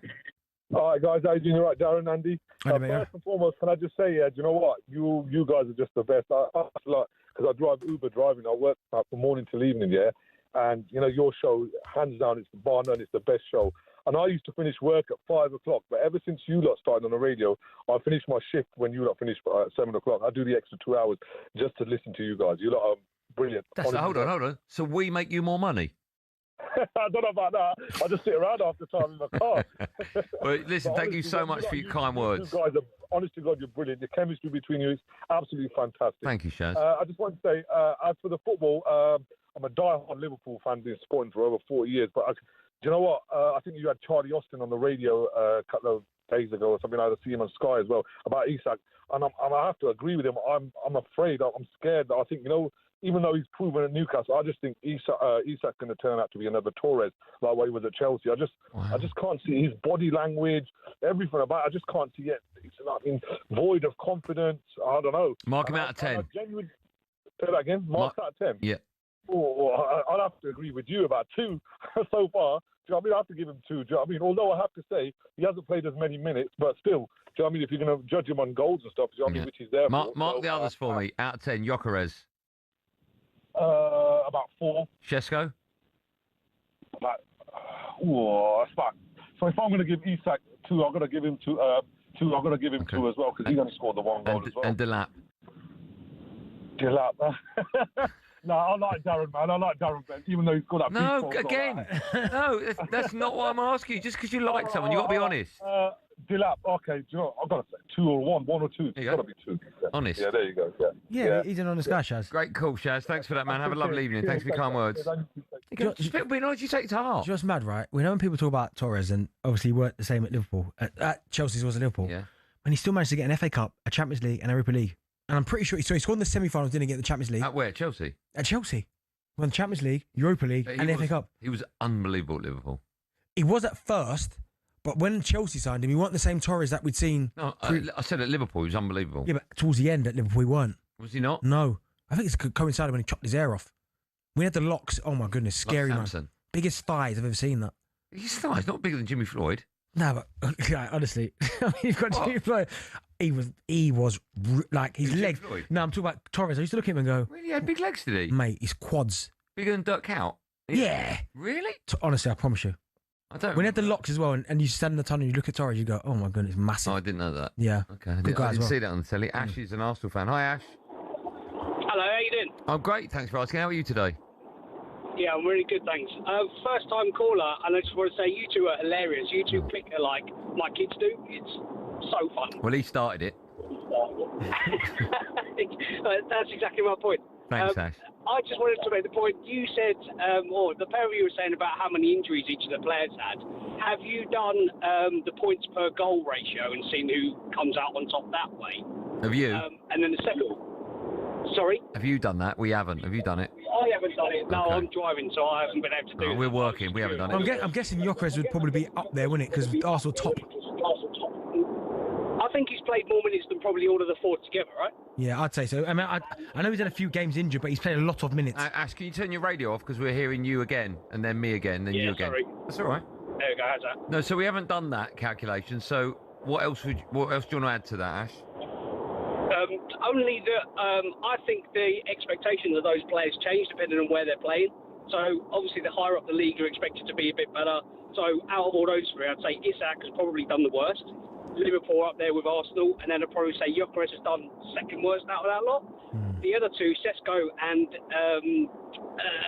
Delap, are kind of the lesser teams, if you like. So the expectation for those two are probably not as teams, high Chelsea. as Isak and Gyökeres. Okay. I think Chelsea's a bit. Man United probably, but Chelsea, their expectations up there again. Yeah, of course they are. Yeah. They're trophy. No, but listen, he will come good. I've got no doubts about that. What's come good? He'll score a lot of goals for Chelsea. Give me numbers. Oh, Over actually, what? numbers. 15? Maybe not this season, but next season, yeah. Okay. You think 15 next season? Yeah. Okay. Let's speak to Carl, who's a Chelsea fan. Hello, Carl. Hi, how you doing? I'm great, man. How are you today? Yeah, not too bad. Just finished work, so all's good. Oh, nice. What would you like to say? Glad, 4 out of 10 because he's a trier, but I'm worried with the greatest respect. It might be Chris Sutton in disguise. Oh, I remember that one. I mean, That's happened to Chelsea a few times. Didn't it happen with Robert Fleck before that? Yeah. Yeah, I was going to say Robert Fleck from Norwich as well. He was banging them in for Norwich, come to Chelsea and flopped. Same as, well, look, Torres will always be remembered for getting us into the Champions League final. But other than that, you know, again, he wasn't prolific for Chelsea, was he? No, do you know he wasn't? But I'm pretty sure he scored big goals in big games. But do you know what as well? We never mentioned Nick Watermader. So I'd probably give him. I'd say Ekatike has been probably a 7.5. He's been a success. Yeah, but Ekatike 7.5. Yes. Watermader 7. Yes, I agree with that.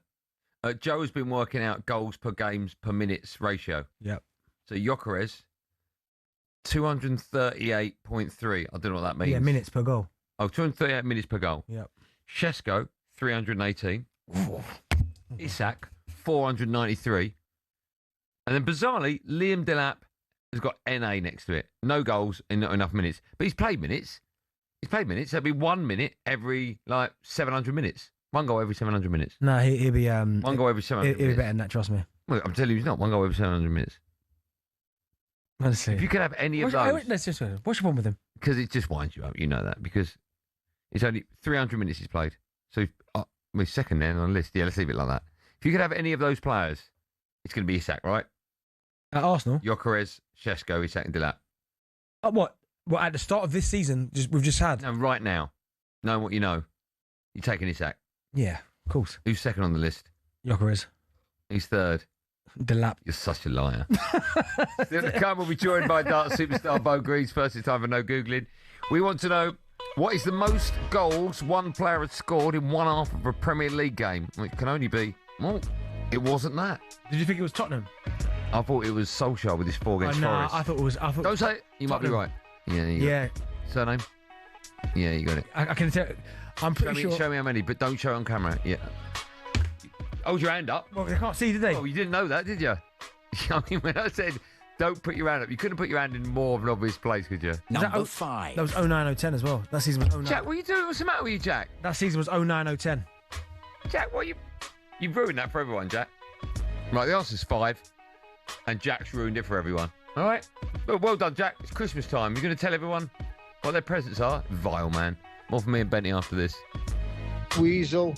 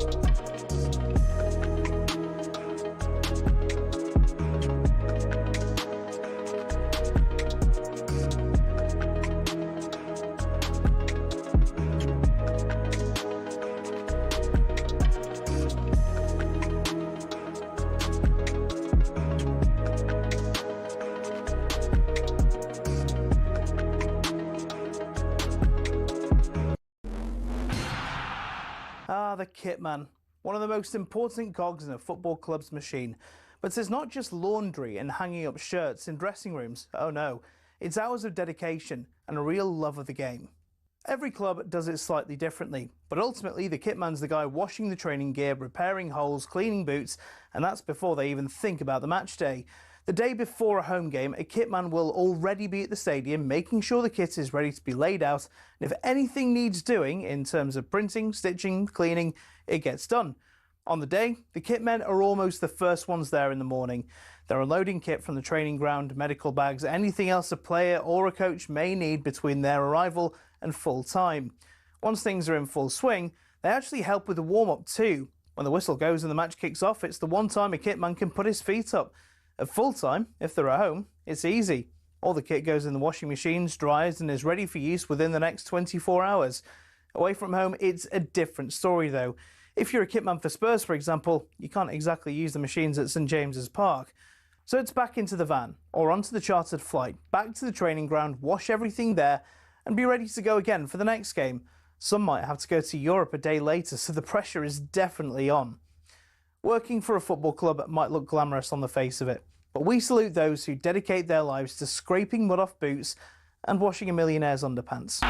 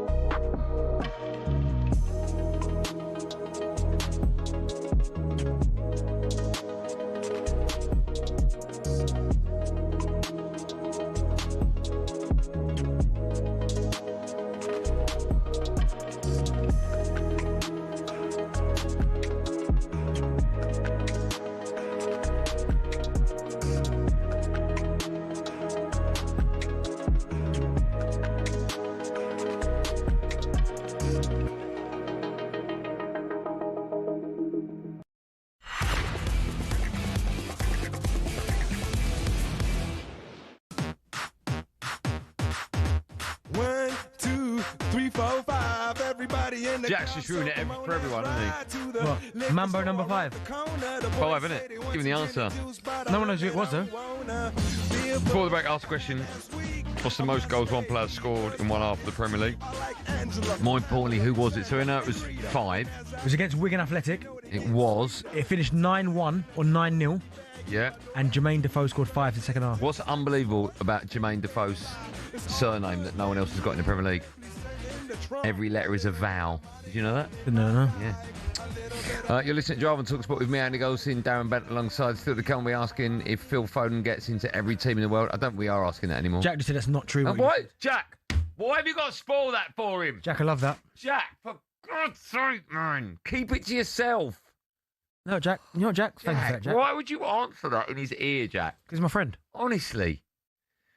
Right, let's turn our attention to a bit of darts. Ruin it for you've literally ruined the whole show for everyone. On Friday, Bo Greaves will get her World Championship campaign underway when she takes on Daryl Gurney. You will, of course, be able to hear that live on the talkSPORT app, as you can with every single session. Let's get more on this now, as we're joined by the woman herself, 3 times women's champion of the world, and our friend now. Bo Greaves joins us. Hello, Bo. How are you? Yeah, I'm good, love. How are you?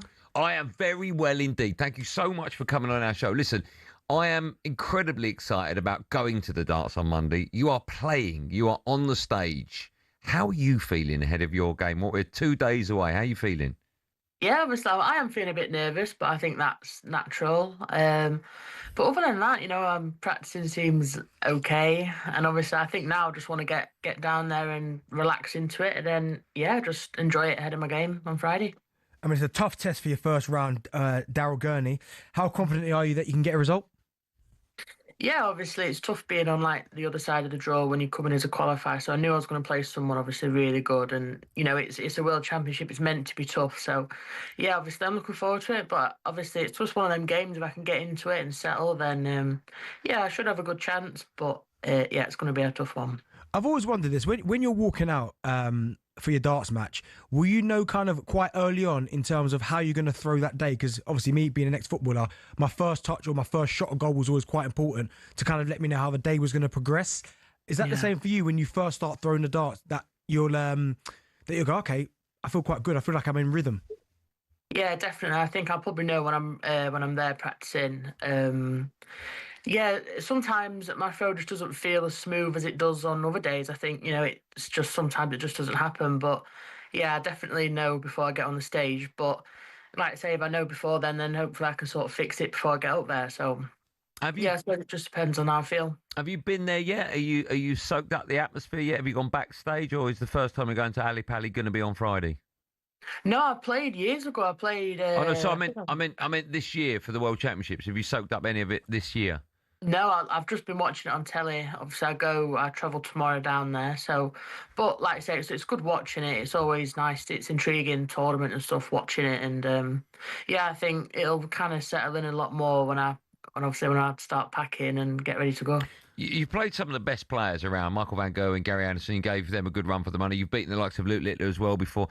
Do you feel as though there is no pressure? Obviously, there's obvious pressure because that's just the way it is when you're involved in a World Championship. But do you feel the majority of the pressure is on them to beat you because you're new to it? I suppose so. I think this is the year where I don't really have any pressure on me as such. Do you know what I mean? Like I said, obviously I start the start of my professional career in the next in January. So yeah, I think this is the year where I just need to relax and enjoy it because I don't really have anything riding on it. That I don't have any money to defend. I don't have anything going into it sort of like that. So I suppose it is a bit on them, but it depends how they go into it and how they think about it. So I'm just literally just going to try and enjoy it. And if I start enjoying it, then I should play well. Bo, are you someone that can watch it? Because you said you've been tuning in on TV and watching the World Championships. Are you someone that can watch it and enjoy it? Or are you watching it really apprehensive thinking, I just can't wait to get started? No, I watch it just because I like to watch it with my family and stuff, and I enjoy watching it. Especially some of the players that I've been on. There's been some good games so far, but it doesn't make me nervous just because I know what it's like up there. I know what it's like to be on the stage and stuff. So I don't really get. If I hadn't done it before, then I probably would be a bit nervous. But I'm kind of used to it now. And when you're up there on the hockey, can you hear everything? Because me and Andy went to the Worlds last year, the finals last year, and obviously it's loud in there. But when you're up there and you're throwing or you're practicing or you're in the middle of a leg, can you hear, like, when I say you can hear the crowd, can you hear, like, individuals screaming stuff? I remember when I played a few years ago, I could hear, like, just the front tables a little bit. But to be honest, I think if you're really concentrated and you're really focused, you kind of block it out. All I hear when I'm really concentrating is you just hear, like, if you're on like a finish or you're going to 180, you just hear the crowd sort of erupt on a certain dart. But that's all I hear. It's just a big blurb sometimes. Are you afraid of wasps? A little bit, yeah. I was on about this the other day. If that comes near me, I will probably sprint away from it. I'm not kidding. I was like, if that's on my collar, I will not. Oh my! What can you do? I mean, you can't put a net round the board, can you? What's going to happen? I don't know. I mean, it's a good job. Probably no one's allergic to it or something. Do you know what I mean? Because that's a thing, isn't it? But what are you going to do if it starts buzzing around you? I mean, that would be catastrophe, right? I don't know. I don't know. I panic. When everyone says, "Yeah, don't move. It'll change. Don't do this." I don't know. Honestly, it'll be interesting if it does. But touch you more. Don't come near me. Maybe you should be the first darts player ever to do it in a bee's costume. If you got like honey and you keep a load of wasps, the big outfit. When I'm not comparing the PDC World Darts Championship to the talkSPORT World Darts Championship, but I was effectively 3 matches away from becoming champion. And I was actually picturing what it would be like. Well, you lost in the first round. Yeah, but 3 games away. What it would be like holding that trophy. Not only do you have a big trophy, the Sid Waddell trophy, but also £1 million is up for grabs. Have you even dreamt of that possibility? Have you thought that far ahead at all?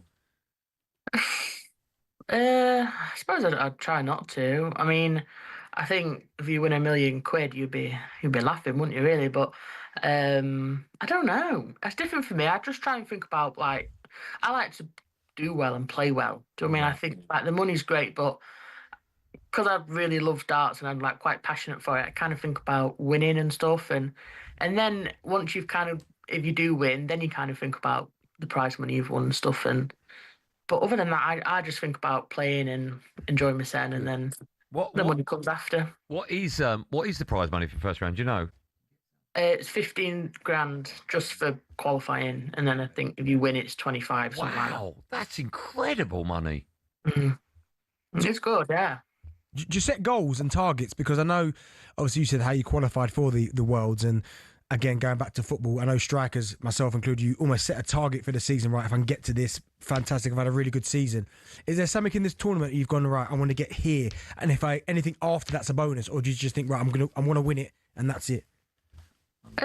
I think if I'm being realistic, I'm probably not going to win it, but that doesn't mean I can't then, because I just think I'm kind of just settling into my career a little bit now. I've started to play a little bit better on the stage. Started to, like I say, beat some of the good players. I think I'm kind of seem to be moving up in the right direction. So I think for me now, it's obviously because I'm young and I like to enjoy myself, and that I think that comes first, and then, but I just want to be as successful as possible. Do you know what I mean? We've sponsored you, is that right, Bo? You've got a talkSPORT logo? Yeah. Oh, wow. Yeah, logo on the shirt, yeah. How exciting is that? So okay, we'll be cheering you on anyway, but the fact that you're now representing all of our listeners, we all want you to win now. No, it's amazing. Do you know what I mean? It's like a pinch me thing, because obviously I never thought I'd get to this position in my life where obviously massive companies are sponsoring me and stuff. Yeah, it's absolutely amazing. Before we let you go, we wish every ounce of success and luck in that game. Thank you, love. Thank you. Thanks for coming on. Good luck, Bo. See you soon. Thank you, guys. Thanks. Thank you. How great is that? Incredible. Yeah, that is such a great opportunity for her. Yeah. And also, by the way, she's some player. Yeah. Let's not forget that. She's some player. Well, I think, do you know what? She is some player. She's more than capable of winning this game. But they're all incredible. Yeah. Even when I was watching some of it yesterday, the guy just, the trouble, don't miss, man. We're there 26. I hope she wins that, man. 11. With us? Yeah. 4 again. Yeah, no good. Still to come on Drive. We'll let Jason Cundy talking about his fashion sense. I mean, I say ridiculous. It is ridiculous. And I know it when I do it. Yeah, me too. We'll also be joined by Gareth A. Davis live from Miami. When I throw the head kick, baby, you run.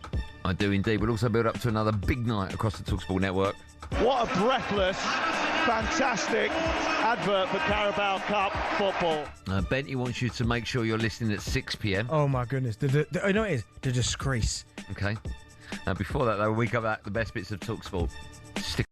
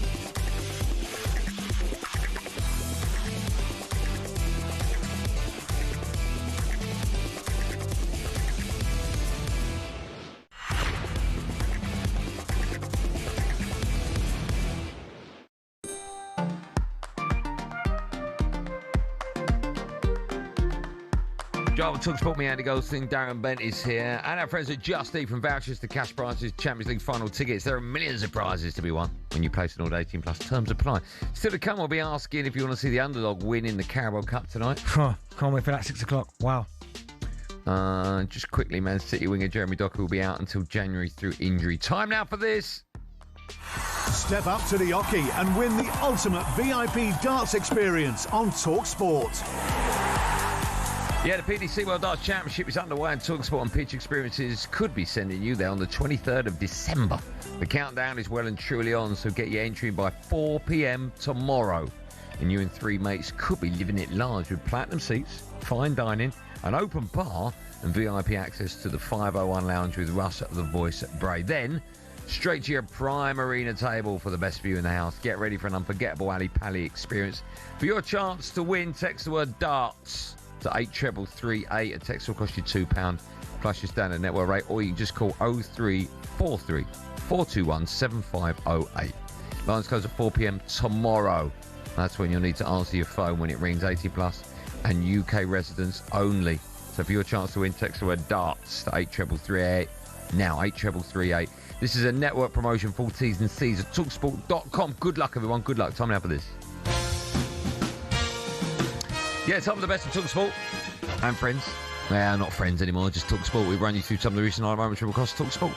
Let's kick things off with talkSPORT's breakfast show. Big Alan Brazil alongside Super Alan McCoy. And he's just had about enough. It's this one. Okay. Been an awful good girl, Santa baby. Hurry down the chimney tonight.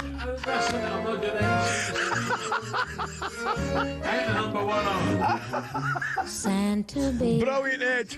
Carved them up a belter, mate, and that's how we're leaving it in Christmas. I'll wait up for you, dear. Santa. I don't quite know what's happening there. Yeah. Who's done that?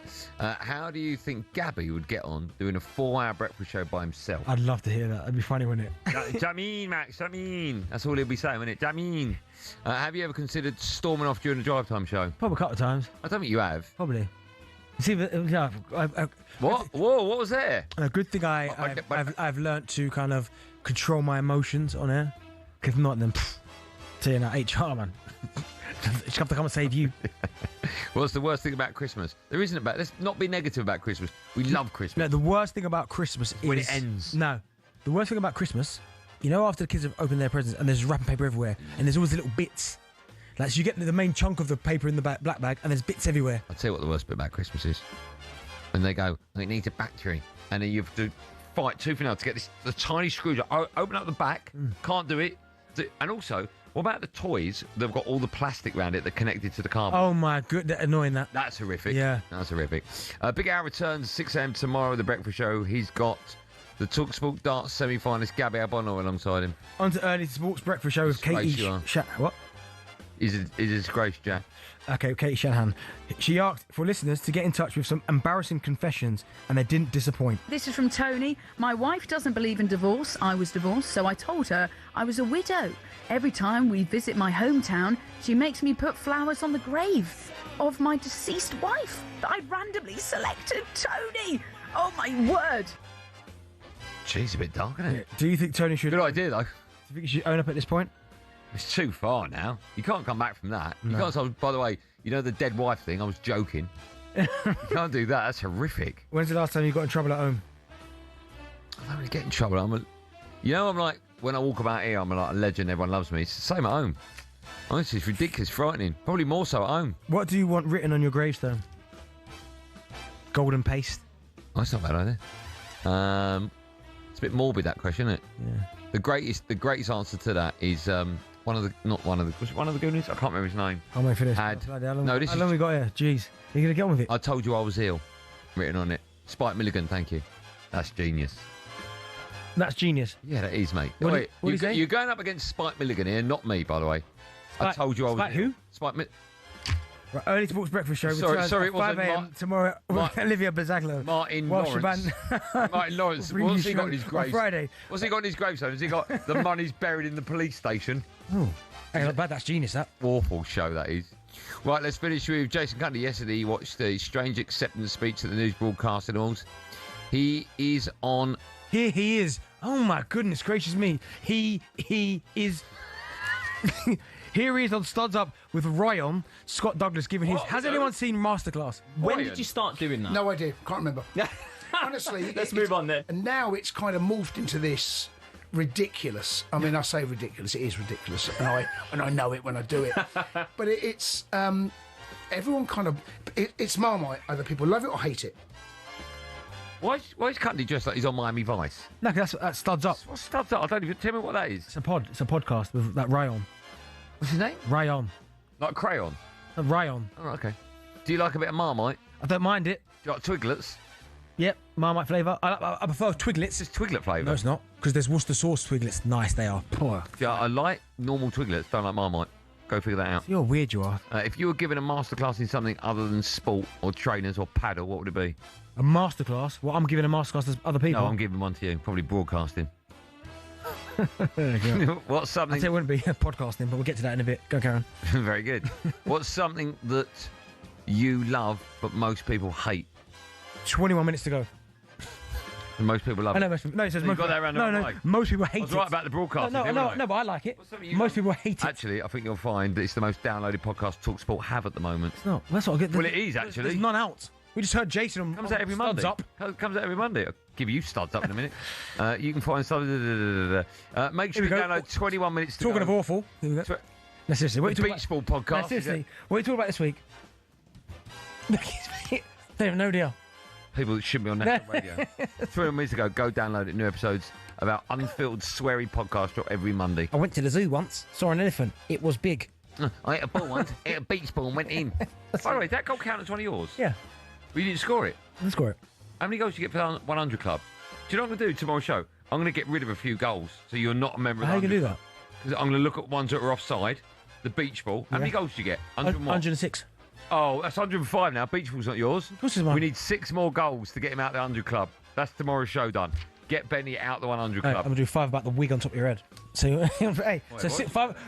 4 o'clock, why'd you say that? beach ball, 5 o'clock, wig. 6 o'clock, ghost the dog. Whatever happened to him? Why wasn't he Hey, out in Joe, the house? I don't like this. I don't like that.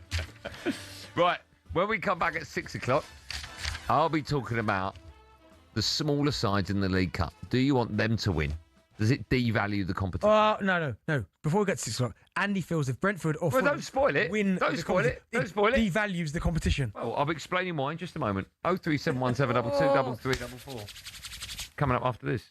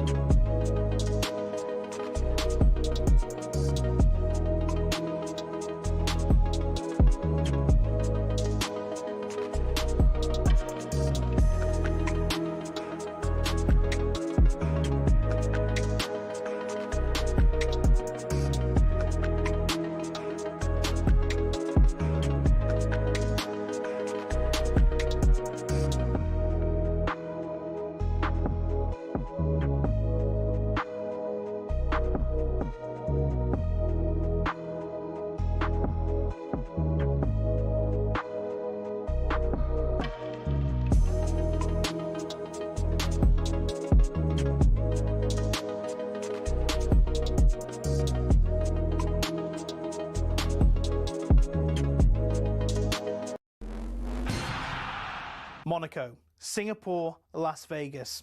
What do they all have in common? Well, they're all F1 street circuits. 20 years ago, the sports only visited 3 a year. From 2026, there'll be 10, despite the actual racing often being worse. So why? Why are there so many street circuits? Cars racing past the Casino Monte Carlo is one of the iconic images in all of sport. But in the last few years, it's been joined in the Street Circuit Club by the dazzling Grand Prix on the Las Vegas Strip, in Miami, Azerbaijan and others. And there's no sign of the trend slowing down. The streets of Madrid have also gotten involved, and there are conversations about Grand Prix in the capitals of Thailand and Rwanda. But fitting them in means we said goodbye to classic circuits like Hockenheim and Imola, angering fans who are still packing out the European tracks like Spa, the Hungaroring and Monza. And these generally produce more wheel-to-wheel action than street circuits too. At Silverstone in 2025, there were a total of 26 on-track overtakes. At Monaco, 4. I'm an F1 enthusiast. Even I struggle with that. But it appears to be a good step. In 2025, there was a record 2.3 million strong viewership for the Monaco Grand Prix in the US alone. Meanwhile, for the British Grand Prix several weeks later, 1.5 million tuned in. So why are we seeing this drive towards street circuits? Well, no prizes for guessing, $100 million for their race. The huge fees are possible because of the street track's city centre locations, as people staying at hotels at inflated prices and tourist sites brimming with visitors mean the cities rake the cash back in when the race comes to town.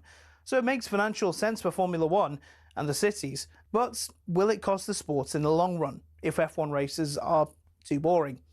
After all, nothing beats the roar of an F1 car as it flies through the forests of Europe, or mechanics watching a storm coming across the humid Asian countryside. Take that away and, well, you may as well just watch American IndyCar.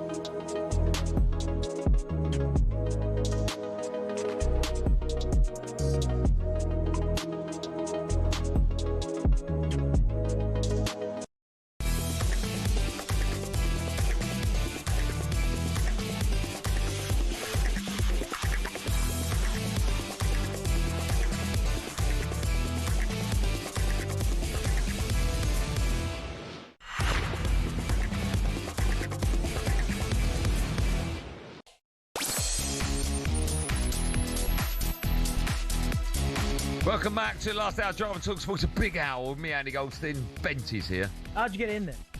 What? How'd you get in then? Is that the best one you've got, Jack? I just shove it in your mouth today. Hey, you disgusting you are. Still coming out, Joe. Face as well. Go on, one more, Jack. Just one more. You get in trouble here. I don't want to be responsible for someone losing a leg. You said some unbelievable things. We'll be joined by Gareth A. Davis live from Miami. But now there's another big old night of Carabao Cup action. It's live on the talkSPORT network tonight. Comes out to Phil Foden, sets himself and bends it into the top corner. Another magnificent goal. Always had a man, this type of players, gift is unbelievable. So he's irreplaceable when he's in that situation. Crystal Palace 0, Manchester City 3. It's a win that takes City within 2 points of Arsenal. Space here for Thiago, who's beaten the offside trap, got into the penalty area and smashed it into the roof of the net to give Brentford the lead. Performance levels have been pretty consistent and we're always looking at reasons what we can do to improve things. 1 or 2 boos from the Brentford supporters. You don't hear that here too often. Brentford won, Leeds United won. Lots of great teams still left in the competition, but why not? Brentford should be looking at this competition to see if they can get some success.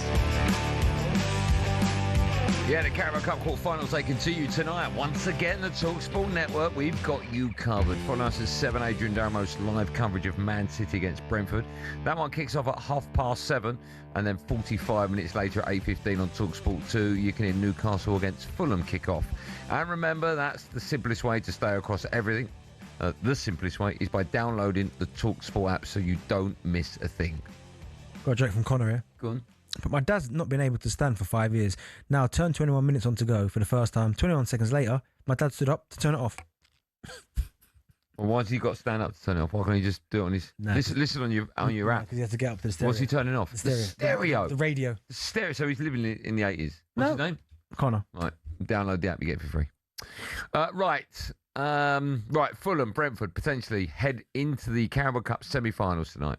And that got us chatting. No, got you chatting. Well, we all chatted about it. Yeah, and you were the only person. Do you want to see the Underdogs win? Now, I said, this is where this stemmed from. I said in our meeting, it devalues the competition when the smaller clubs win and go through. And then Ben even, you just go say that on air. And I was like, okay, fine, I've said it before. No, you haven't. It's not because I'm an elitist. I'm not an elitist at all. But, right, I'm telling you now, if Brentford and Fulham get through to the semi-finals and play a 2-leg semi-final, you ain't watching both legs. No, I will watch both legs. You're a liar. No, but I'm not. No, you're a liar. You can't prove I'm not. Because if City and Arsenal get through, I know they're your team. If City and Newcastle get through, you'll watch 2 legs of that. Yeah, I watch Brentford Fulham. I've been with you off air, and there have been some dog with fleas Monday night matches. Yeah, I've not watched it. And you've I'm not watching that. I watched the semi-final and the cup semi-final. But no, absolute garbage. But let's go back. You said if. Can I just have my say? No, Brentford and Fulham. Can I have my say? Winning tonight, devalue the competition. Yes, because you want, as a football fan. Now, if you're a Brentford fan, or if you're a Fulham fan, or if you're a fan of a smaller club, you're going to phone up and go, "That's absolute garbage," right? Mm-hmm. And rightly so, because you support that club. I haven't got a problem with that. But as a fan of sport, right? Mm-hmm. AJ against Jake Paul. Yep.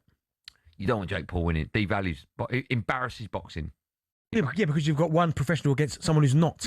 You don't. Okay, Andrew Ruiz Jr. against AJ. Two professional boxers. Andrew Ruiz Jr. becoming heavyweight champion of the world. Embarrassing. No, it wasn't embarrassing. It devalues the belt. Of course it doesn't. Of course it does. Do you know it does? No, I don't think it does. Okay, why do we make such a big thing about undisputed? 3-time champion. He's won it back. Unbelievable. Because it's incredible. Yeah, because we want the best always to be the best. Nah. Well, okay. Before we talk about Terence Crawford. Yeah. 41-0. Mm-hmm. All right, the best. Yeah.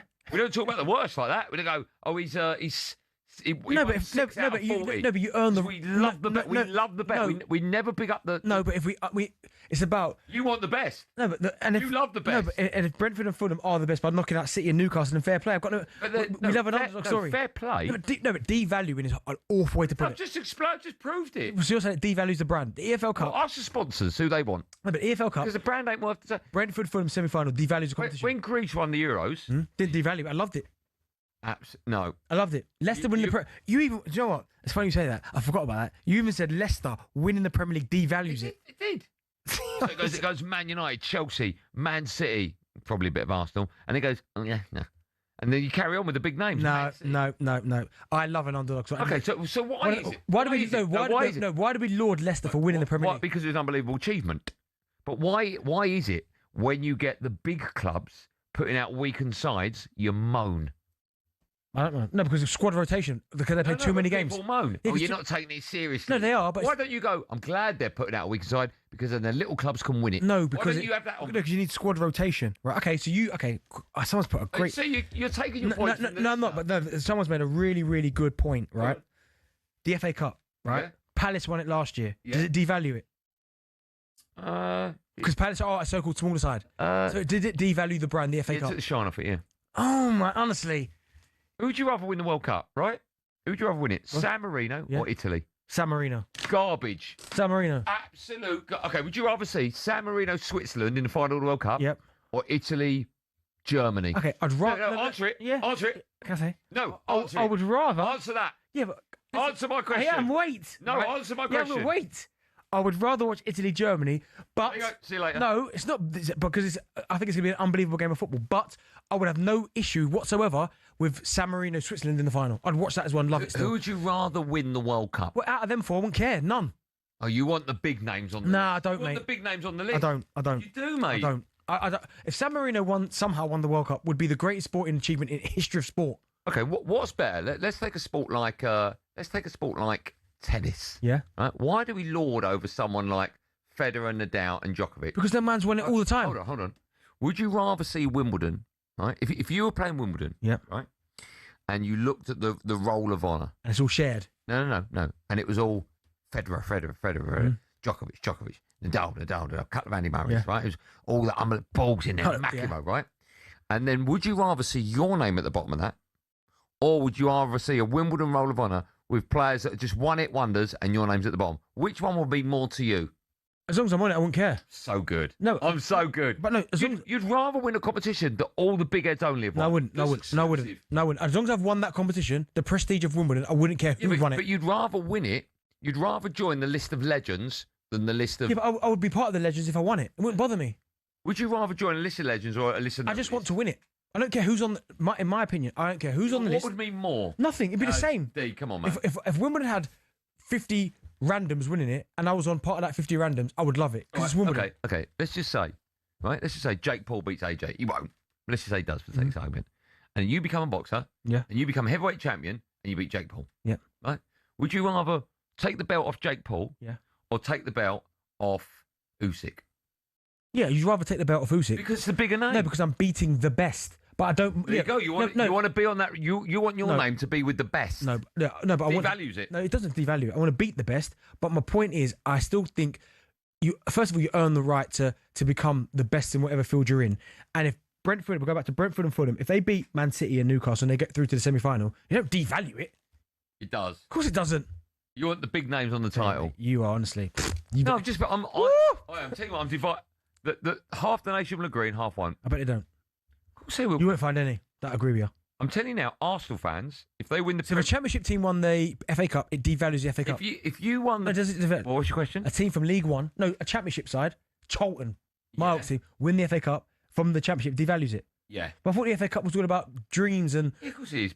But you still want the big names on it all the Oh, time. no, I'm not having that. No, absolutely not. Okay, if you're a sponsor... By the way, I've answered your questions like that. Mm-hmm. If you're a sponsor and you put £5 million into the League Cup, yep, and they said to you, who do you want in the final, Benny? Who'd you pick? Yeah, but I'm not picking. I'm not picking two teams. Who'd you pick? Well, obviously you're gonna pick the two teams with Why? the biggest fan bases. Why? Because I can make the most money. But in terms of and if you didn't, Yeah, but hold on. Let's draw that back a bit. So the worst two teams wouldn't make you money. Why? no, the worst two teams would still make me money, But not I'd as much. No, but I'd get more from the bigger supported teams. Why? Because they're bigger clubs. But it doesn't mean I enjoy watching. No, I know. I'm talking. But why? Because No, but I'm talking it doesn't have the same appeal. That's all I'm saying. No, but you're It doesn't have the same appeal. No, you're doing it from a completely different standpoint because I'm doing it from a business perspective where if it's Man United and Liverpool, they've got the two of the biggest fan bases, so I'm going to make more money. But in terms of, like, if I had the option to watch smaller teams win, I'd still enjoy it. It'd still be good. All right. FA Cup final, Yep. right, is Liverpool Yep. against Crew. Mhm. You can sponsor one of the shirts. Cost you the same amount of money. Whose shirt do you want? Yeah, but you're going to go for the bigger club. But again, it's business. It's a business decision. It's not who I want to win. You always want the big heads winning. No, you don't. I don't anyway. Okay, you can choose anyone apart from England. Who do you want to win the World Cup? Brazil. Yeah, that's because it's my favourite team. Okay, apart from Brazil, take them out of the equation. San Marino. Well, I hope they do. No, Joe. I hope you get a ticket to the final in San Marino, Switzerland. Joe, whatever team hasn't won it, I'd like to see it. Don't you think it'd be good for the sport? No, I think it'd be terrible. So you think Leicester winning the league is I terrible? think Greece winning Euros was a bit like, I'd rather a big head win it all the time. No, see, I'd rather a big head win it all the time. Honestly. I love the Roll of Honour. It's just because it's an exclusive club. Yeah, but Leicester, and to join it is like yeah, mind-blowing. Leicester's are legends now for doing that. Don't you think that's they more, are, no, they are legends. Don't you think that's for more winning it. special than Man City? Or, No, I think it makes it more exclusive the harder it is to win. And if all of a sudden Leicester did it. The hardest thing in the world. Leicester did it. I know. So it's still exclusive. But I'm saying if you get a League Cup, right? Okay, just quick. I know we've got to go to a break. Just quickly, if from next season the big clubs were allowed not to go in for the competition, Yeah. right? And a lot of them pulled out. Yeah. And so for the next 10 years, the Roll of Honour was a little bit like Oxford, Walsall, right? All the small teams, tiny. Do you think the competition would still be as exclusive to win it? No, because you've not got the best teams in it. No, but again, it's business perspective. You want the best teams in it. My point is, I want the best product. Let's take calls. But I wouldn't mind a smaller team winning it. Let's take calls. Devalued the competition. 2 Premier League teams getting in for the semi-final devalues it. 03717223334. Whose side of the fence you on? Mine or the stupid side?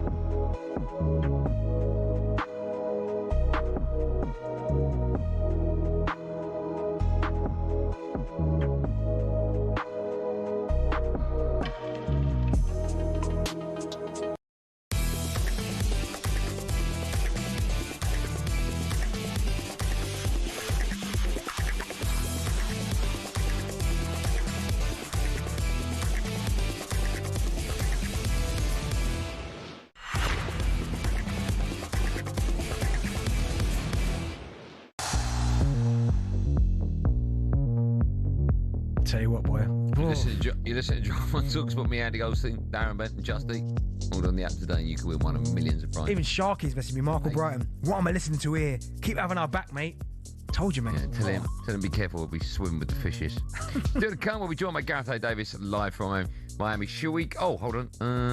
Yeah, I can skim past that. Yeah. Right, let's go to the phone lines. We're taking your calls on Do you want the big or small sides to win the big competitions? Paul is a Liverpool fan. Hello, Paul. Oh, boys, I love your show so much, but Goldstein, I could slap you tonight. I really could. Right? Why? I am a massive movie fan, and everyone loves an underdog story. And you want to take away the glory from the underdog? No, I love the underdog story. I've got no Yeah. problem with the underdog story at all. I haven't said that. So how does it devalue a competition? So does that mean when you enter your pool competitions in the States and you win, you devalue that competition? Yeah. Really? Yeah. If I go in for the World Championship of pool and I win it, people will look at that roll on and go, No, they won't. If I get You give hope to millions of people. No. If I win it, if I win it personally, unbelievable for me. Unbelievable story, right? You make a movie out of it. But if you're a fan of pool and you've got this roll of honour with legend, and then some talkSPORT drive time presenter tips up and wins it, you'll be going, that's devalued it a bit, isn't it? Not in a million years. Not in a million years. I'm a Liverpool fan, so when Wimbledon beat us in the FA Cup final in '87, I was upset. Yes. Did it devalue it? Not in a million years. The whole point of sport is that the underdogs have a chance of glory. And if you think that devalues a competition, I've lost respect for you, mate. Brentford v Fulham, two-legged semi-final. I've got you a seat. You're going to go watch both of the games? 100%. But you're not, though. You're absolute garbage. I am. Okay, all right. It's on the No. that's on the same time, right? It's on the same time as the other semi-final, which was the Man United. Liverpool versus Arsenal. Right, okay, there you go. It's Liverpool versus Yeah, but Arsenal, Liverpool are your and team. You've got me. They're your team, so that And doesn't you've count. got me tickets for the other semi-final, and they're both played at the same time. I will go and watch the team I've got tickets for. Okay, let me ask you this. Let me ask you this, right? Let me ask you this. Champions League semi-final, right? One side you've got Real Madrid, Man City. The other side you've got Dortmund against Young Boys. Who are you watching? I don't support either team, so I'm watching Real Madrid. Why is that? Because I prefer the football that Real Madrid play. There you go. Yeah, but still, but you're not saying that. Who would you rather win the Champions League? Real Madrid or Young Boys? Young Boys. Me too. You just saying that to win an No, me argument. too. That's garbage. Do you know what's funny? You sound a bit Super League-ish. The only problem with the Super League, Super League's Champions League. The only problem with the Super League is you couldn't get demoted. Yeah, but you wouldn't want that then, because by the sounds. No, of I don't. I want everyone to be able to get into it. No, you want all the big heads in it and no small clubs in it. No. If you qualify for the Champions League, the Super League, I've got no problem with that. It's winning it. That's the thing. What? So you want these clubs to participate in it, but don't win it? Yeah, no, they can get into it. Oh, it needs to be an open event so anyone can win it. But you just hope that none of them And if win the it. underdog does win it, that's great for them. There's underdog. But it devalues it. Oh my goodness. Mikey's an Arsenal fan. He's up next. Hi, Mikey.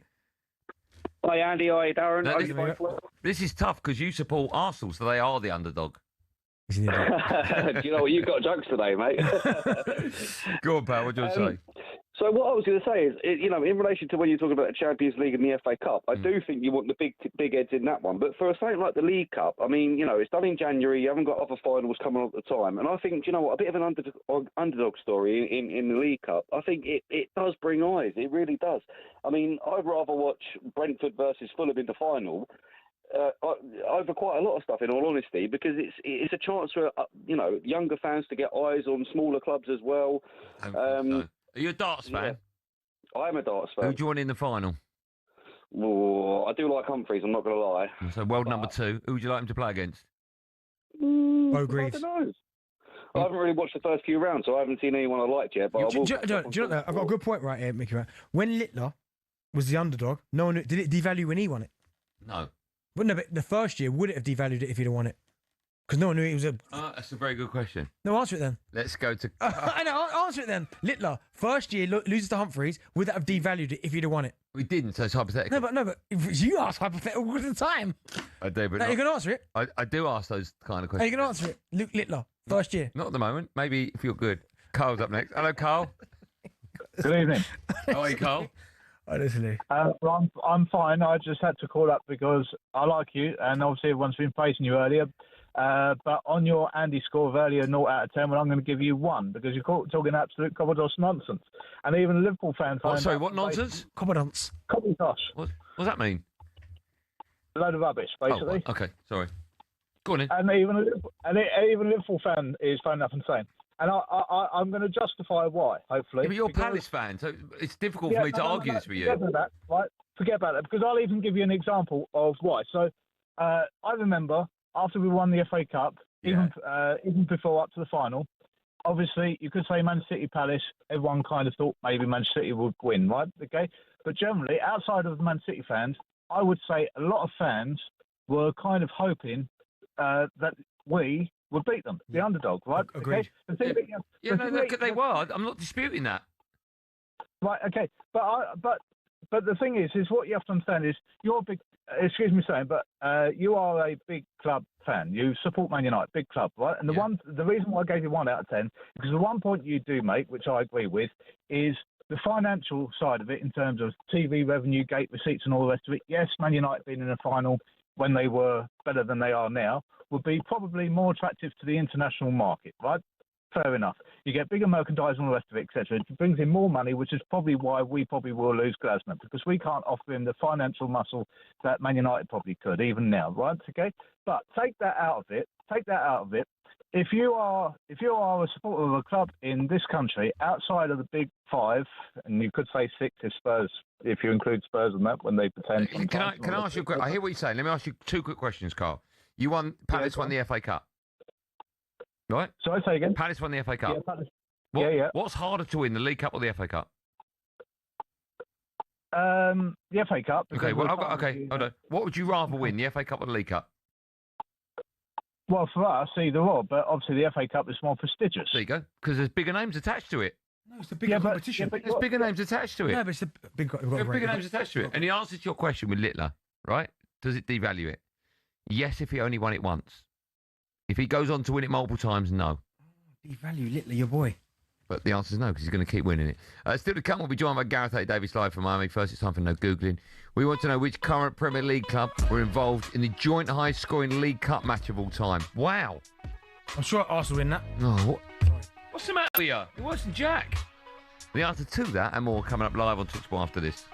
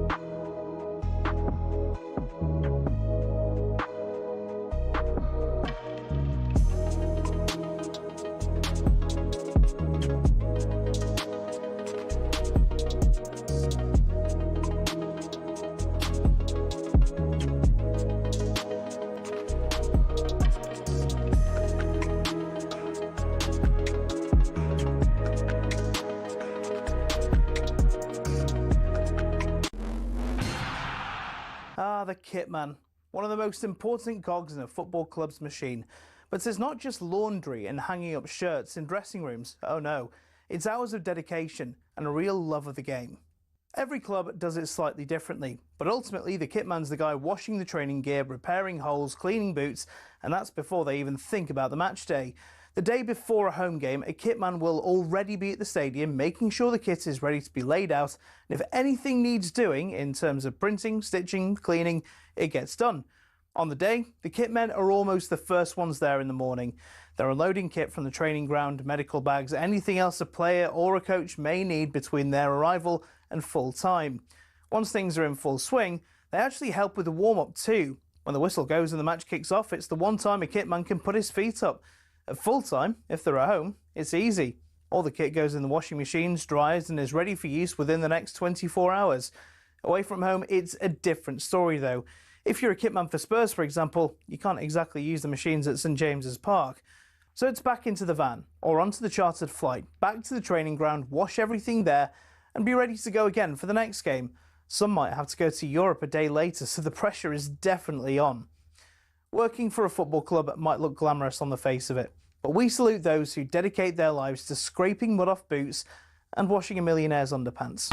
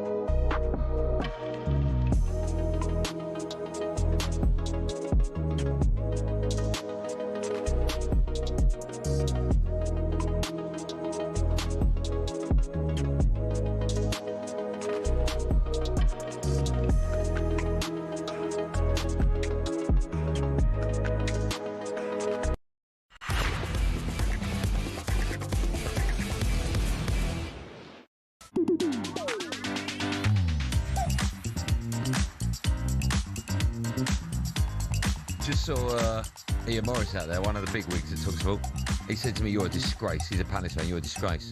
It's all right. What would you rather win? Option A, World Championship and the Roll of Honour is legends, or B, World Championship, Roll of Honour, nobody's. He said A. Yeah, but there you go. That's what I'm saying. Devalues it. No, it doesn't. But if Brentford or Fulham won it, Smaller names. Yeah, but they're not nobodies.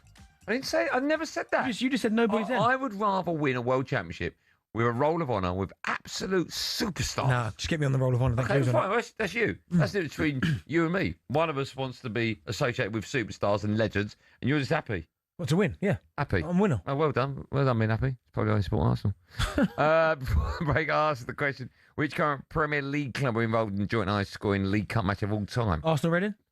What score? 6-5 or 6-4. 7-5. Yeah, some mad. What year? I think Arsenal went like 2 or 3 down, you know. It would surprise me. We'll come back What year was that? I remember Theo getting a couple, and I'm sure, and Shamak. I think he scored as well. Marcus Shamak. Remember him? Who? Marcus Shamak. Marcus Shamak. What was his name? What was his first name? Marwan Shamak. Oh, yeah. He had terrible... Marcus Shamak. He had terrible hair, didn't he? Yeah, awful. Terrible hair. That yours. Wait. What year? I would say probably... That was Marcus. I called him Marcus. Everyone called him Marcus. Yeah, I was just to his friends. I would say probably around 2011. Yeah, very good. 2012. Well done. Right, follow us at 7:00 Dynamos live Carabao Cup action. Brentford, they got a Man City. Jim Proudfoot is your commentator. He's got all the team news. Jim, good evening. Andy, good evening to you. Well, Pep Guardiola promised changes aplenty. He's been true to his word. There are 7 in all. All 7 of the available subs from the weekend come in, including 18-year-old striker Divine Mikasa, who makes his 3rd senior appearance. O'Reilly, Nico Gonzalez, Reinders and Cherky are the players who retain their places. Haaland and Foden are among the subs. In fact, all 7 of those left out of the starting lineup are on the bench. Brentford have also rotated heavily. 6 changes to the team held by Leeds, but all 6 that come in are internationals. Schada's back from a ban. Valdimarsson back in goal. And there are recalls for Henry, Ayer, Yarmolyuk and Damsgaard. So City have Trafford in goal, Lewis, Kusanov, Ake and O'Reilly.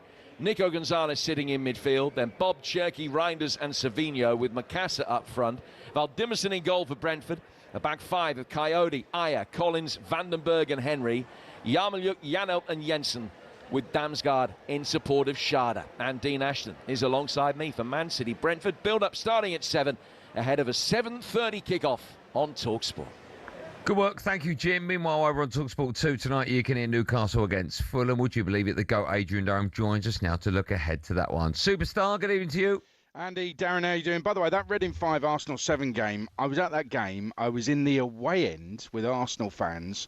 I kid you not, Walcott got a hat-trick. They were 4-0 up Reading. It was one of the most extraordinary games I've ever been to. And I was with my son and my wife, who's an Arsenal fan, and behind me, somebody said, I've heard that person, I can't say the word he really used, Durham, is here tonight with the Arsenal fans. I haven't seen him yet. And I just looked at my son and said, say nothing. Do you know what, Aid? Do you know what? That was 22. I thought it was you. Terrific game for me. It was sense. 4-0 down and they won it 7-5. That's amazing. That was the one where I think Olivier Giroud, I think that he, at the end of the game when it was a draw, he didn't realise it was going to go to extra time and he gave his shirt to Arsenal fans in the crowd. He had to go and get it back to play extra time. Yeah, Good amazing. Knowledge. Good knowledge. Good work. Extraordinary night. But yeah, sorry about that. Oh, that's okay. It's nice to hear. Are we going to get an extraordinary night tonight, do you think? I think we could. I mean, I'm slightly gutted that Brentford have rotated, and they've got to hope that Man City's rotation leaves City weak enough for Brentford to take advantage. But the last time Keith Andrews rotated was when they went to Arsenal. They lost pathetically, really, 2-0. They had 1 effort on target, and they haven't won since. So, I don't know, I would have thought he'd want to get his main team out there to win a quarter-final, get to a semi-final, and get back on the victory trail again. So a bit disappointed with that. So that's at 7:30, and that's on talkSPORT. I'm at St James Park, Newcastle Fulham, 8:15. talkSPORT 2. We haven't got the teams here as yet, but Newcastle certainly need to recover from what happened on Sunday. So I think there's going to be it's going to be a fascinating atmosphere here, because if you go 1 down Newcastle, I wonder how the fans will react. Well, that's the thing, Aid. Since you're at St James's Park, that fixture there, Sunderland Newcastle, getting beaten in the manner that you did, they didn't really play well either. It kind of leaves a little bit of a hangover. So how quickly do you think it is then for Newcastle to get over that? Because, listen, I've been there at the end of a hiding from your neighbour, and it takes a while to recover. And I think it took us a few games to win. How important do you think it is then for Newcastle to get back to winning ways as quick as possible? I will say, Darren, I was at that game. You did score. Okay, lovely finish as well. You did celebrate that night as well. I love it. He got the one in a 5-1 defeat. He got it in injury time and then went to get the ball from the back of the net. Yep. I'm going to get another 4 here. Didn't quite come off, did it? Actually, I'm looking away to my left and there's a big banner before all the fans get in. It says Eddie Howe's Black and White Army, and I think that he's asked the fans tonight to get on board, get behind them. Once the game is underway, let's all be together. So he wants that togetherness to try and help them through. And I think the fans will observe that, they will recognise that, and they'll go for it. But what will worry a lot of the fans is the fact that Newcastle United just didn't tackle on Sunday, and Sunderland did. Sunderland showed all the commitment Newcastle fans want from their players.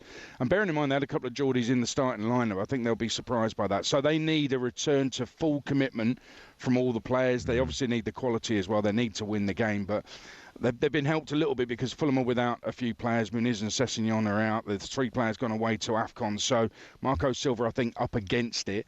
But I think the Newcastle fans will make it a big atmosphere here, certainly from kick-off tonight. It just depends how the game goes, I think. Go on, that game is live on talkSPORT 2. Newcastle against Fulham, 8:15 kick-off. Aid, what will the score be? I think the Newcastle will win it by 2-1. Okay. Aid, keep up the great work. Miss you guys. Love you guys. Miss you. Happy Christmas. And to you. And Happy New Year and happy life. Life is a bit deep, isn't it? And if that Arsenal fan's listening, yeah, it was me right in front of you. Yeah. Unlucky, mate. You didn't recognise me. Brilliant. He'll get you next time. Yeah. See you. Right, talkSPORT's team have landed in Miami ahead of AJ against Jake Paul. It's Friday night, Saturday morning. The fight takes place live on Netflix and will consist of 8 3-minute rounds. Let's get more on this now as we're joined live from Miami by talkSPORT's Gareth A. Davis. G-Dog. Golders, Benty, how are you? I'm here on South Beach, oceanfront on the Atlantic in Miami, waiting for the press conference in a couple of hours. I know you're both green with envy because you two would look like Baywatch stars jogging along here. Gareth, you look like David Brent in one of his videos. You're always so kind, Mr. Goldstein. Right, listen, let's talk about this ridiculous fight at the weekend. What usually happens is, closer we get to fight night, people get carried away and start saying stupid things when you've got a mismatch. I was looking at the odds this morning. You've got Anthony Joshua was 3-1 to win in the first round, 3.5-1 to win in round 2. You've got an opponent in Jake Paul's 13-2. The bookies think he's 6.5-1 to win this fight. He should be 6 million to 1 to win this fight. It'll be the greatest sporting upset ever. It's the biggest gulf between two fighters, two sportsmen ever to go head-to-head. It's the biggest mismatch on ever. If it goes more than one round, I'll be stunned. Can anyone honestly, realistically see anything other than Anthony Joshua winning this fight handsomely, convincingly and easy? Well, it's very hard. You've hit the nail on the head. It's a very hard proposition to see Jake Paul winning. The only person that believes Jake Paul can win is his father, who told me he thinks he can do it. Jake Paul obviously believes he can go in there and do something. It's all up to Anthony Joshua. Does he want to get a couple of rounds in the bag? Does he want to get it over quickly? Something calamitous and catastrophic needs to happen to Anthony Joshua. A broken ankle, an Achilles snap, a headbutt, something like that for him to lose this fight.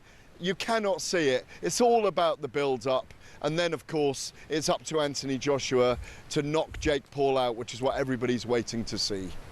Usually, Gareth, when you get a big fight like this and we're getting closer to fight night, as Andy was saying earlier, a few people closest to the fight start to make ridiculous noise as well. Obviously, you're out there, you're on the ground. I mean, have you heard anything of such nonsense? People going, do you know what? I saw Jake Paul yesterday sparring and I think he's got a chance. Have you heard any of that whatsoever? Or is everyone on the same page that we think AJ will finish him as quickly as he wants? Well, David Hayes stuck his neck on the block and says he just thinks something weird might happen in this fight. We're about to go and see him and have a sit down with him for talkSPORT in a couple of hours. David tends to go the opposite view and go against the grain.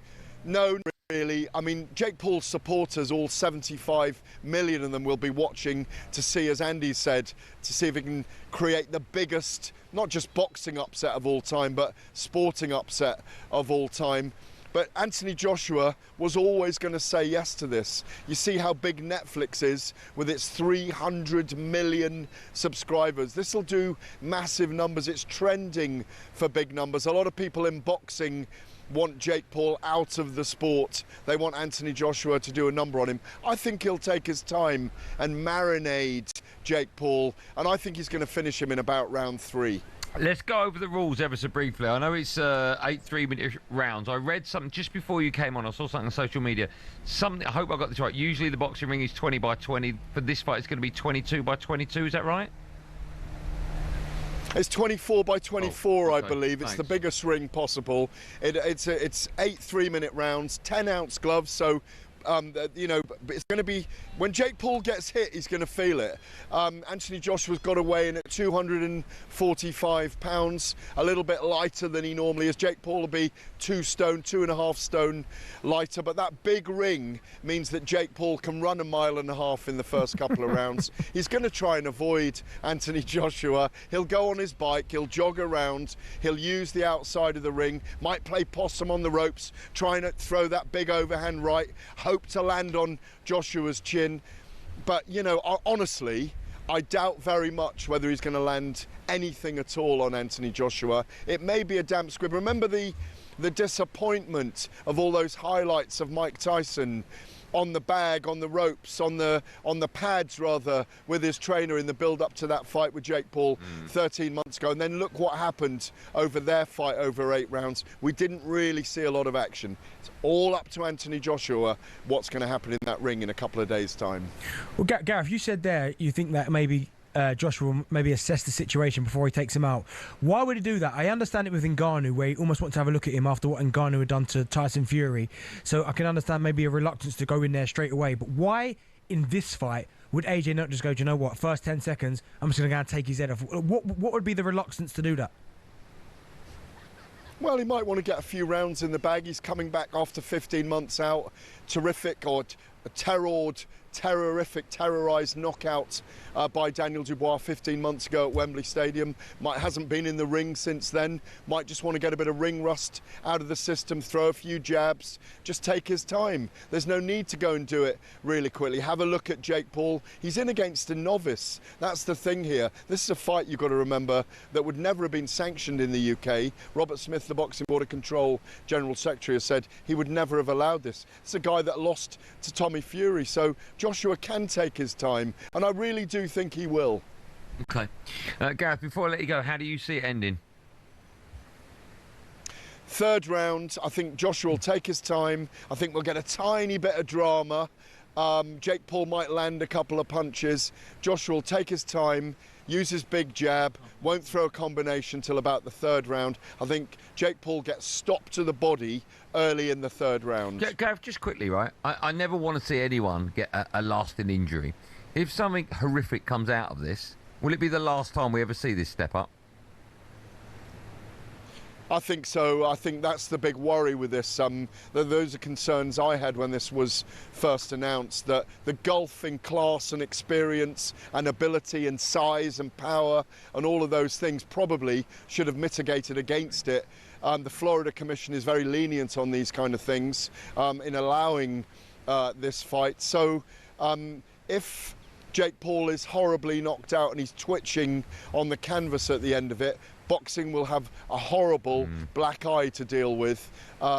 So, you know, let's hope that he does get out of there in one piece and not too badly hurt on Friday night. Gareth, thanks for coming on. If people aren't watching, they don't know that you are looking splendid. You're on a beach, obviously in Miami, and you've got the water behind you, the sea behind you. It would be a great way to end the interview, Gareth, by dropping the mic and just running into the sea for us. Would you mind doing that?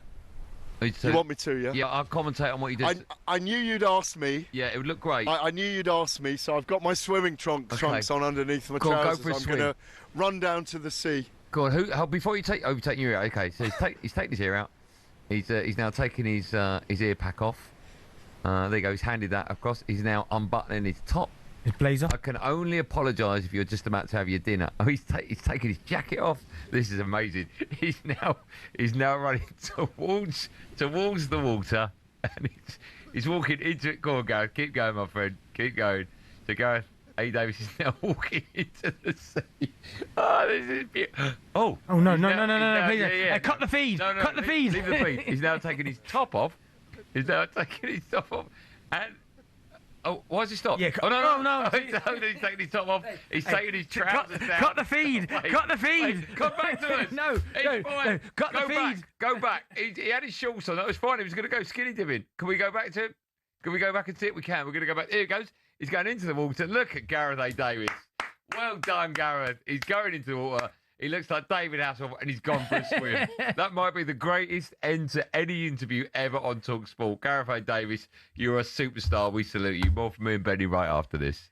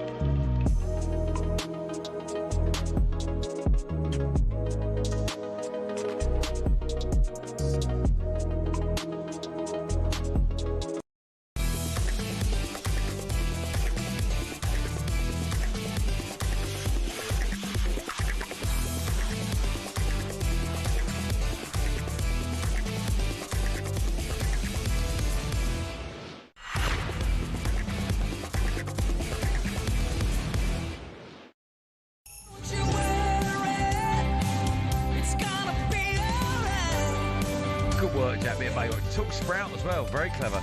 Strive on talkSPORT. Me, Andy Goldstein, Darren Bent and Just Eat. Right now, there are millions of prizes to be won from Champions League final tickets to a grand in cash when you place an order on the app. 18 plus terms apply. Follow us at 7 Adrian Darren hosts live camera co-action. Brentford go to Man City. Meanwhile, on talkSPORT 2, Newcastle host Fulham. And remember, you can keep across everything simply by downloading the talkSPORT app. One more. Billy's in the studio. Hello! Evening. How good was Gareth Hay? What a man. How's your day been? He's in good nick, isn't he, Gareth? Sorry, yeah, it's been Is great. he in good nick? Yeah. He was miles away. What we doing at the end of the show quiz? You boys were talking about Thiago Silva earlier. Yes, Oh, bit of Santan Dave. Okay, nice. Yeah. Is that the quiz about? No, well, sort of, it's about age today. Yes, I thought you were saying that. Andy, do you want to go first? Yeah, Well, obviously he's the oldest. Yeah, that's what I am. So respect your elders. Oldest, 57. Yeah. Andy, at what age is your brain fully developed? Mine or Bentley's? Just everyone. Remember what Bentley said yesterday about dinosaurs? Yeah. What age is your brain fully developed? I'll say 16. 25. Wow, okay. Yeah, it takes a while. Caught me at my day job. Benny, how old do you have to be be the US president? Minimum. Great question. I'm going to just say 24. Why have you come up with that? Because I know. Go on. Do you want some options? It's got to be 18 or something. No, it's a number. Of course, it doesn't want options. No one options. Hurry up. No, it's 35. I was closer. Is it really? Yeah. Okay. There's been a couple of younger ones than that. Very good indeed. What, the 35? Well, there haven't been. There was back in the day. Name one. Lincoln. Andy, how old was the youngest baby to ever say their first word? 2 hours. Do you want some options? Or are you going 2 hours? I'm going to go 20 weeks. 8 weeks. Wow, that's unbelievable. That's young. nearly a month. Yeah. Charlie John Taylor Mullington said hello. That was his first. I mean, that Did he though, or did he go, Yeah, true. Oh my God, he can speak. He can't speak. He just said noise. Benny, how old is the oldest dinosaur? 650 million years older. Is that your answer? Yeah. Only 243 mil. Only 243 million. That honestly. Benny's brain can't work that. Nah, I can't. You can't get your head around that, can you? 243 million years old. It was the Nyasasaurus. Yeah, I thought it was him. Yeah. Andy, do you want your next question? Just ask me it, Bill. How old's the oldest person to ever live? 134. 122. See, I thought it was old. Maybe we'll get a bit of pushing and pulling I heard tonight that some with guy. this strip It was a tribe, and one guy was up 205. But Talking absolutely. I promise you, back in the day, He went 200. I swear to you, there Well, was you've got it. Of course he wasn't. 205. Benny, how old's the oldest person to ever get pregnant? What, man or woman? Eldest. Yeah. 92. He's got to be late 70s. 74. Yeah. IVF as well, so they... Is that No, her name? don't know details. Her first name was Ivy, was it? Yeah. IVF. And she had twins. Oh, that's even worse. How old your mum? It's 102. Do you know what I mean? How was your dad? 205. He's in the tribe. He's the oldest man in the world. Go on. I'll tell you what, last question, we'll both guess it. Yep. How old was the oldest ever land animal? Well, dinosaurs were land, and you said 200 and... No, like, how... Not like the 243 million. Like, how old did... How long ago? Yeah. Oldest thing that's ever lived. On land. 605 years old. It's going to be a tortoise, I imagine. Oh, crocodile. Crocs are quite long. Crocs, yeah. I'm going to go... how would you know? You haven't got a birth certificate. 112. 255. Was it the dog of the man that lived 205? What was it? Adwaita the tortoise. I said tortoise. Yeah. Hey, no. Hey, tribe. Google it. Do you know what his wife was called, the tortoise? No. Michelle. Me and Benny are back tomorrow at 4 o'clock for the same. Thanks for listening. Be safe, everyone. Be safe. Gareth A. Davis here, everyone.